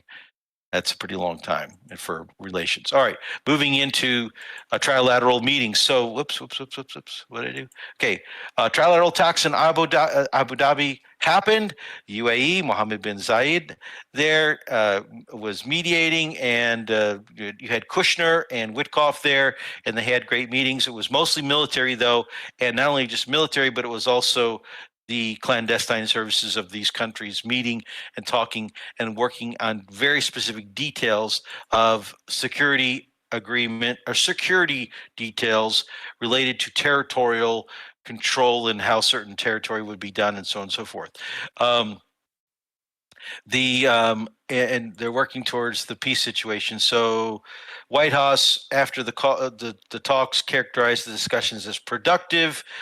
The Russians and Ukrainian representatives both said the same thing, but really nothing was concluded. There was no agreements, no statements of agreements. Same statement, 90%. We're 90% there. We're 90% there. One or two main issues. Those issues everybody knows. Territorial concessions. Ukraine says, and Zelensky says, we're not going to, give territorial concessions. Just yesterday he says this publicly, and then the Russians like, okay, well, you're welcome to come, Zelensky, to Moscow. Twice he's been invited. He has not responded, but at the same time, he's making statements. I'm happy to go to Moscow, but he has not given an official response to go, and Trump has urged this meeting to take place between Zelensky and Putin. You have the Italian Deputy Foreign Minister, Prime Minister Salvini, just saying it. What is going on here? Just saying it straight out. We can just listen to him in Italian because Zelensky, che dopo tutti I soldi, dopo tutti gli sforzi, after all the money, all the effort, after all the aid, ha pure il coraggio he has the nerve to complain. Lamentarsi. Amico mio, my friend, you're losing the war. Guerra, stai perdendo you're losing men. Stai perdendo you're losing credibility and dignity. Sign the peace agreement as soon as possible. Sign the peace agreement as soon as possible. Devi scegliere fra una sconfitta e una disfatta. And disaster. Defeat and disaster. Okay, so there we go. I just like to do that because it's Italian and they sound so passionate when they talk. So Zelensky has been talking about this security agreement that he wants the U.S. to sign, and plus this $800 billion prosperity agreement, which is now $1.5 trillion prosperity agreement. And he's been touting this, and Trump didn't sign it at Davos. And there's a reason Trump didn't want to sign it at Davos, because Trump told him, I ain't signing it until you work out your peace deal with Putin. And Zelensky wants him to sign it first because he wants this multi-part security arrangement beforehand, so that he can go ahead and break it and screw it and blah, blah, blah, whatever. So part of the deal, this supposedly has been negotiated with the U.S. and Ukraine, that Russia says, no, we don't care really one way or the other, but the European Union has not agreed to, is that Ukraine needs to be fast-tracked to be a member of the EU by 2027. Well, there's like 4 countries that say no, hell no. Hungary, Slovakia, Czechia, and Poland, and Austria as well. Actually, you could throw in there. That's why Zelensky was in Austria today. And if you go back in time, target 2027, Volodymyr Zelensky announced that Ukraine will be ready to join the EU in 2027 as part of the security guarantee. Okay. Merz, however, says that not so fast. And then this is shocking that BlackRock Merz is now backtracking and saying January 1st, 2027, out of the question. We cannot fast track you. This process takes several years. Why is Merz saying this? Because he understands Zelensky will bankrupt the European Union. The Ukraine situation will bankrupt the European Union. Even though people are saying there will be massive investment flowing into Ukraine, all this other stuff, he understands that this will be bad for Germany. This will be bad for German industry, bad for German farmers, bad, bad, bad, and he will be decimated politically if he moves forward with this. So he was fishing, flipping around, flip-flopping. There you go. Luxembourg foreign minister said, Zelensky said this. I told him several times, don't give ultimatums like you're going to give us in the EU or not, or else. It's not in your interest. These are rules we need to fulfill. So Luxembourg is likely a no. So Zelensky's star is falling. European leaders spoke of shock at Trump's state of mind after Mar-a-Lago meeting. Remember what I talked about? Fico. So Politico ran this story this week, and I know we run out of time, but I'm going to try to get through this as fast as possible. Fico gets picked up by Politico, and this is a smear job. And when you read through this article, it talks about how, according to a source who was talking to a source of EU diplomats who were not there, no proof that they were there, say that Fico said this in some other location after meeting with Donald Trump, that he said, he was concerned about Donald Trump's psychological state and so on and so forth. It's all fake news, a smear campaign designed to hurt him politically because he is opposing Ukraine admission into the European Union. He's supporting the lawsuit against the European Union that stopped the Russian gas and so on and so forth. So him and Orban are being targeted, and this story in Politico is just that, a smear campaign. They even go into detail to talk about how, well, yeah, when we tried to reach out to the sources, it's a source of a source of a source, and yeah, it's just really, really weak. They shouldn't even run the story, but anyway, they did because they want to smear him. And speaking of, he gave a forecast that said the conflict will be over by November 1st, 2027. That's a pretty interesting date. I think it might be sooner than that. However, asking common Europeans, they don't want Ukraine in the EU. The latest survey reveals 75% of EU citizens polled do not they oppose Brussels' plans to fast-track Ukraine. 18% support the ideal. 7% have no opinion because they're probably drunk or on drugs. Okay. Again, Lord Bevo has the same thing. Viktor Orban also posted the same thing in an X post. All right. So there are two separate peace pacts that are being discussed, or that between the EU, U.S. as this independent mediator, which they're not independent, we're not independent, and Ukraine and Russia. And the Russians, we don't know what they've agreed to. The things are kind of quiet, but it doesn't sound like the Russians have been presented this security agreement, and then the talk is that your U.S. troops and boots will not be on the ground, but we're going to say that we're going to back up European troops. And I think Donald Trump today said it's mostly French troops to response to reporters' questions. And so, well, if it's mostly French troops, that means Macron and the France are going to have to foot the bill. They don't have the money. They don't have the military to do it. And so it's likely a non-starter. Not only that, the Russians and Sergei Lavrov made it very clear for the millionth freaking time, no European military, no U.S. military, no NATO military is going to be in Ukraine for any kind of ceasefire whatsoever. Just get it out of your freaking brain. So there's no deal. There's no deal there. However, while that's being discussed, there's Lavrov saying this, because Rubio was the one who actually clarified that statement earlier today about the two-peace plan. Yeah, there he is talking about over $1.5 trillion over the next 10 years are going to be part of this prosperity agreement. This prosperity agreement, that money's just waiting to flow into Ukraine to rebuild Ukraine. Everybody's going to have a job, and so on and so forth. And it's going to be really great. And Zelensky's, I've instructed the delegation to coordinate with this post-war reconstruction ASAP. Well, what's this post-war reconstruction? I don't have time to play this video, but I would suggest reach out to this. I cannot fucking stand that guy. I'm not going to play it, but the clips he's got in there are kind of interesting to play, because what he's got in there is talking about Larry Fink and BlackRock, and how BlackRock, they were advisors to Ukraine since 2024.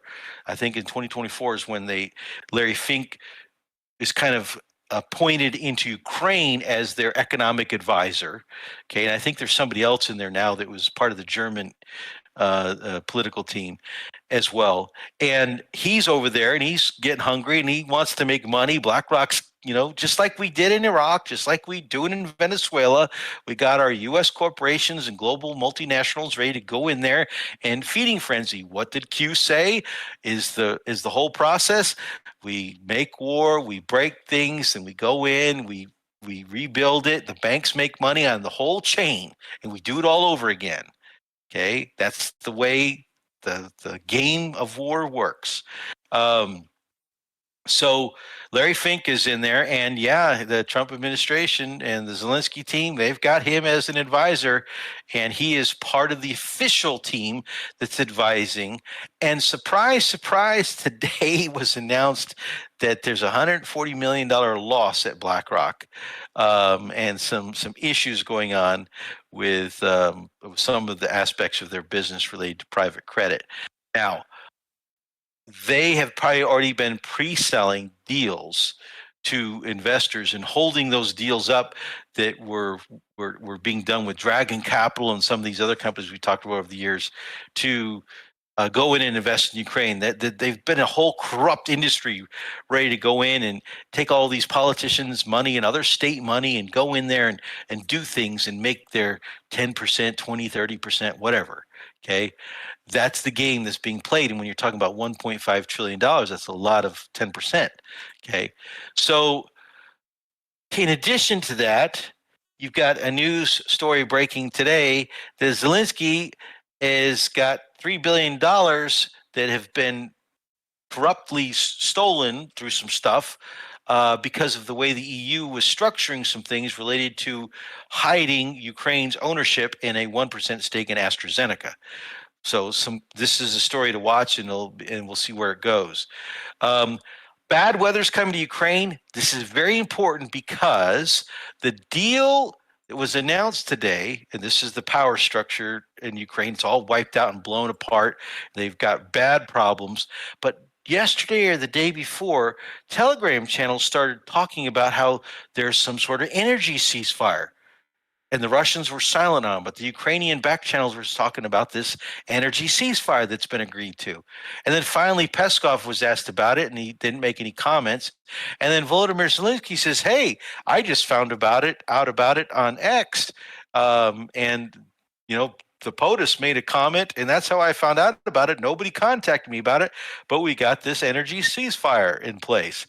And so, Witkoff and Trump today at the cabinet meeting confirmed that there is an energy ceasefire in place, that Putin agreed with Donald Trump for 1 week to not target energy. And we've been watching the airstrikes significantly limited in Ukraine. They've been going after more military targets like missile launchers and radars and things of that nature, and haven't been targeting the energy infrastructure.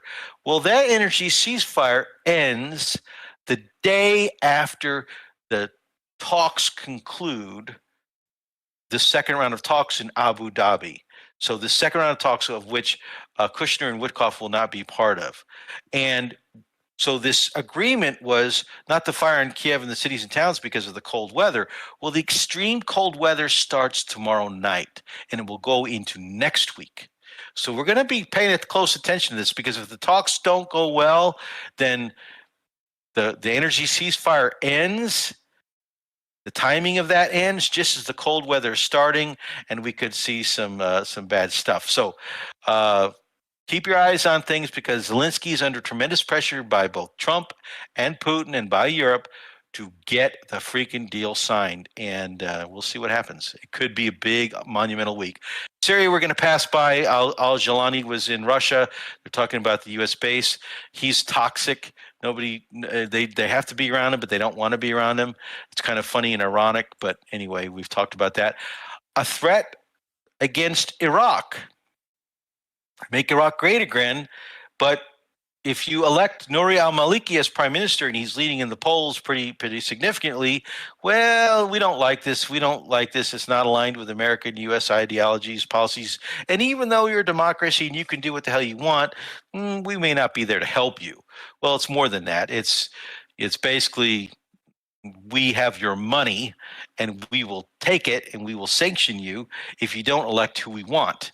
And that's basically the situation. We hold it at Fed New York, the oil revenues of the entire country, and that's how we keep stranglehold on them. We keep control of them. Same thing with Venezuela and the millions of dollars that is now in Qatar or whatever the hell it's at, that's being discussed by Congress. Iran, We moved weapons and assets there. We got lots of stuff, although it's only 65% of what we had back on, was it the 12-day conflict? It's only 65%. Another carrier group is moving from Venezuela in that direction right now. And so the offer you can't refuse is being, let's make a deal, don't back out, et cetera, et cetera. You've got all these different warships and so on and so forth, and we got bases around.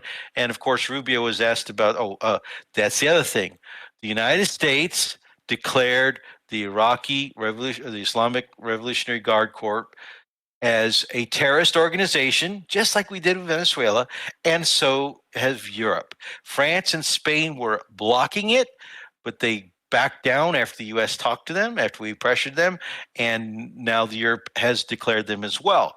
And so we've declared them a criminal, and so now we don't need to follow rules of the Constitution to go in and do an act of war against this country.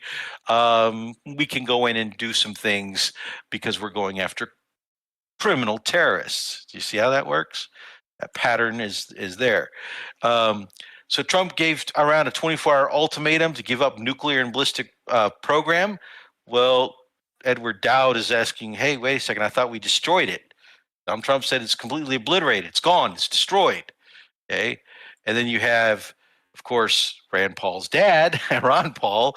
I was never a big fan of his, frankly, saying, well, we destroyed this. Why are we doing it? He's always been opposed to international war. He's been the guy that's been out there crying about these never-ending wars are just a way for the deep state to do whatever. He's been that voice for years and years and years. At the same time, as we said, we're going to go do this to you, we also diplomatically sent a message to Iran saying, hey, when we attack, do not respond too harshly. Okay. So we're actually telling them, just like we did in the 12-day war, when it happens, don't overreact. But of course, when asked about this, Rubio says, well, we need to strike because we have lots of forces in danger. That's the argument is so fallacious, it's not even funny. It's illogical.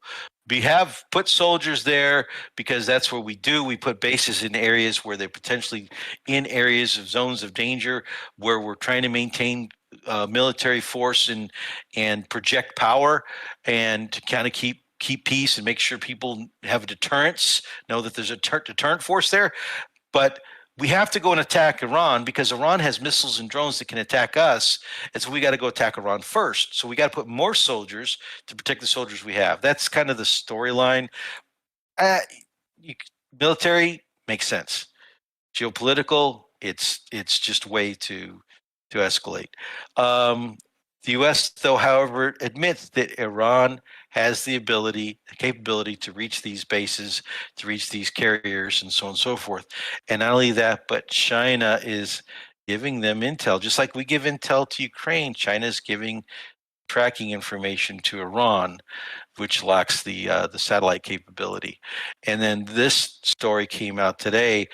And this was a launch of hundreds and hundreds of surveillance drones that just swarmed the area where the Abraham Lincoln carrier group is at, and the Iranians have hypersonics, and they can hit those carriers and kill 5,000 soldiers. And we've talked about this in the past when talking about Taiwan. If you sink a carrier with 5,000 soldiers, put them at the bottom of the sea, not a single U.S. citizen will not sit there and say, we must go to war. And so, yeah. But Iran says if we're attacked, it won't be a limited strike. We will be at war. We will consider this an act of war if you strike us again. And not only that, Russia and China are going to be joining naval exercises next week. Coming up the next couple of days. So that's why the strike might happen imminently. Okay, many countries are saying, Saudi Arabia, UAE, Turkey, Azerbaijan, other countries are saying you cannot use our airspace. Mossad's director, Barnea, and Shlomi Binder, intelligence chief of the IDF, visited the White House or the the powers that be in Washington just earlier today or yesterday, and delivered some classified briefings and talked about how to do a 1-2 punch to knock out Iran. Everybody's talking about how Iran is really infiltrated. China's admitting Iran is really infiltrated, yada, yada, yada. But China is working to counter the Mossad intelligence surveillance and so on and so forth, and has vowed to work with Iran to stop that. Very interesting. Today, Russia announced and kind of gave the secret away that the attack is coming. We hope the United States and Israel will preserve the security of the Bushehr nuclear power plant. This is like the Russians letting the cat out of the bag, that they know the attack's coming, and, get ready. Turkey, Iran, all these other countries are all urgently, the UAE delegation is in Kremlin for talks, and they're all trying to coordinate a peace to prevent the region from being destabilized. They want to work together. It is not in our U.S. interest, according to folks like Newland and all these old timers, to allow a unified Arab Peninsula. A unified Arab Peninsula has the makings of a caliphate, and we don't want that caliphate to exist, because that becomes a military and economic power that can threaten our control in zones of control and spheres of influence in the region. And especially if they're allied with Russia or China, that is, you get the idea. Okay, that's it for tonight. Hopefully it all made sense. Not everything is really clear. I don't have time to go into everything, but I've already gone too long. It's 6:40. Oh my God. Space Shot, are you even still there? Somebody wake him up. Exactly. He's playing Arc Raiders. What are you talking about? No, he just changed the oil in the 89 LeBaron. We're doing tire rotations right now, yeah. Oh my God. Can't do that from my desk over here, I tell you that. Oil changes are like $100 an oil change now. It went up. 100? I had to pay 140 for my son's Jeep the other day. Oh. Okay. I should have made him pay for it. I got a deal then. Never mind. Just going to be expensive for that stuff. I want to thank you, everybody, for coming out and hanging out with us on a Thursday for the Table of Titans, an offer you can't refuse. Free oil changes for life if you just buy your car here. Your trailer here or whatever. Anyways, on that side, I want to say a big thank you for everybody interacting in the chat itself, and also leaving comments in the bottom of the video. We're going to do some thank yous here in a little bit as we get rolling here. I want to kick it to Tron. And Tron, what's for dinner, bro? Thank you guys for a great show. I will see you tomorrow night for Friday Funnies. Get your links ready. We have some SNL. We have some a little bit of too much of what's that Canadian? Wait, why do we have a whiskey? Canadian what? There it is. Arctic Blast. Hold on, I had a little echo there. No, Friday Funnies is coming tomorrow night. Saturday night is Keeping It Real, and Sunday morning is the Great Awakening Morning Show with Leonidas from Serbia. He's at home with family, and guess what, guys? He gave me his address.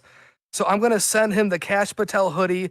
I'm going to send him Jimbo's 3D artwork and some other stuff. So shout out to Leonidas on a Sunday morning. And other than that, guys, thank you for an awesome show. Thank you, Doc, Space Shot, and Hulk. Thank you, Tron Tribe in the chat. And thank you guys for sharing out the links. Hit that thumbs up. And I'll see you tomorrow night. I'll see you Saturday night. I'll see you Sunday morning. Monday, we have a day off. And other than that, great show, guys. Have faith, be encouraged, dig, meme, and pray. And where we go one, we go all. Is Monday a holiday? No, it's just my day off, dude. I don't. Oh, it's just. It's for off from streaming. Mr. Rdoc, your final thoughts? Big Lebowski. My final thoughts. I am going to be watching, I guess, to see what we do. And are we going to do it in Iran, or are we not going to do it in Iran? I mean, if the polls are bad, I would think we're leaning more towards doing it in Iran. If the economy has got bad news, I think we're going to do it in Iran. I don't know. It's a very weird time. I don't think we're at the precipice yet. I think we're getting freaking close to the precipice, and the world is taking sides. And to which side should humanity be on? That's how do we stop? How do we stop playing the game of war? Because we got to agree, and we've got to all agree. And that's how do you do that? I don't know. Tough to do. We'll see. All right, Mr. Space Shot. Yeah, well, thank you over here on the D Live to Big Hair Tsunami with the C Tsunami. Rdoc and P Dancer over there are the top 3 contributors. I am simply. Oh wait, I got 7. I can maybe give you a couple diamonds today. Will it take? Yes. And I'm back down. Okay, so those are being released, and I appreciate that. And I also had earlier. What the hell just went? Oh God, I'm gonna have to go scroll and find a Hulk. You can thank some people. Ended earlier, and because I refreshed the screen.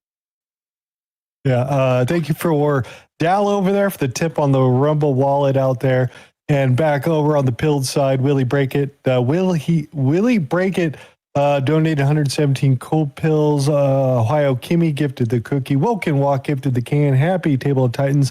God bless Hulk, Space Shot, Rdoc, Tron, Tina Peters, and the whole Foxhole fam. Tulsi Gabbard in Fulton County. Let's go. Shook Me All Night Long.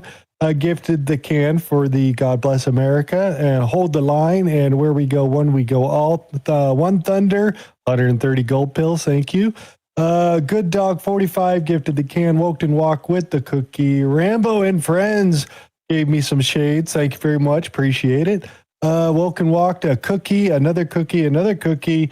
Average Joe Patriot did the cookie, did the TikTok. What's up, brother? Trump, a Red Pill 1, dropped a cookie, cookie, and Trump, Red Pill 1, donated 107 gold pills, and Brookie Cookie Dough gifted the cookie. Thank you all. I appreciate that. All the weird names I got to go through and read. You guys all put them out there. Appreciate it. I'm going to release the scratch off really quick. I want to thank for the $10 Rumble rant. Thank you to Whistling Peehole. He says, if they're not playing by the rules laid out by our Constitution and Bill of Rights, they can all kiss my ass. Rules-based order, my cojones, we'll say. So I love it. Whistling through my pee hole. No, it's just whistling pee hole. Oh, okay. That's right up there with Slick Willie's Willie.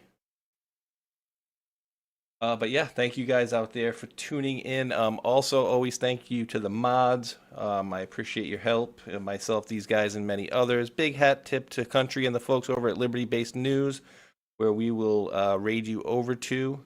Check them out for 24/7 news. Hulk, I'm good, sir. I'm good too. And like Space Shot always says, we do indeed. Okay. God wins. That's win. Pew. No pew. You. We do appreciate each and every one of you wonderful world patriots out there for tuning in. And until that next one, thumbs up, like, and subscribe. Only one outro for YouTube. YouTube is asshole. Peace. Much love. Be good humans.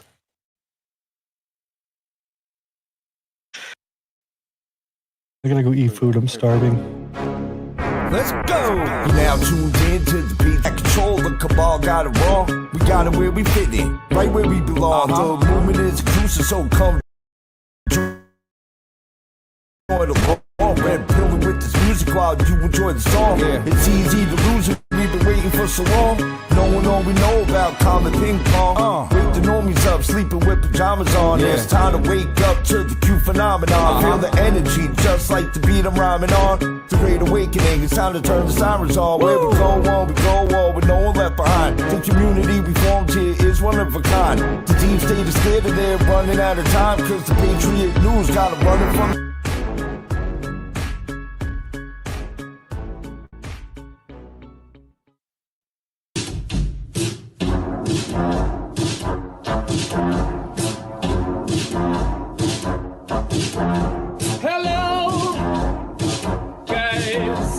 special is happening in here. That's right, it's brackets and jackets, bringing it back for brackets and jackets. Special Epstein Island edition. That's right, folks, Epstein, Jeffrey Epstein, the man with the island, which is suspiciously close to Haiti. That's right, you see this man Jeffrey Epstein is funding lots of people. He's funding lots of people on the street to make sure his shit doesn't get out. That's right. They want the record sealed. And they're paying a lot of people. Epstein's paying a lot of people. Oh boy. For one, he's got a whole Mossad media matrix in America. And I would bet you anything that Alex Jones is one of them. Prove me wrong. That's right, Cappy's in the portal. Cappy's in the portal. Cappy's in the building with songs about Epstein. It's Breakfast Jacket's Epstein edition. Guys, I had some epiphanies today. I had some real big epiphanies about some guys. A big network of guys and spies and lies and liars. All right, think about this for a minute, okay? The guy in Portland, the scientist that just got busted for producing CP, that guy is 1 degree of separation away from Epstein. Epstein, the investor that lives in West Palm Beach, Florida. I know a guy who lives in West Palm Beach, Florida as well. Investor as well. Also involved as well. And all is not well with these guys. The Florida boys, the Glow boys, the Scott Israels of the world. You see, Epstein is Hillary Clinton. And Epstein is Haiti. And Epstein is a big network of media assets. By the way, did you know that Steve Bannon was going to that guy for money? Also, Epstein is Epstein Oprah. Epstein is Chris Tucker. You remember him. Epstein is also Kevin Spacey. Epstein is also Prince Andrew. Epstein is also... Who else is Epstein? Who else is Epstein? Tell me. You guys know? Who else is Epstein? Is Epstein Big Pharma? Is Epstein Bryan Singer? Is Epstein Naomi Campbell? Yep, all of the above. All of the above. Who is Epstein? Epstein is the keystone of a whole motherfucking matrix. And once you pull it out, it all falls down. Dersh was there too. And that's right, we're dropping red pills every day. Dropping red pills in the best kind of way. This is Brackets and Jackets for the denizens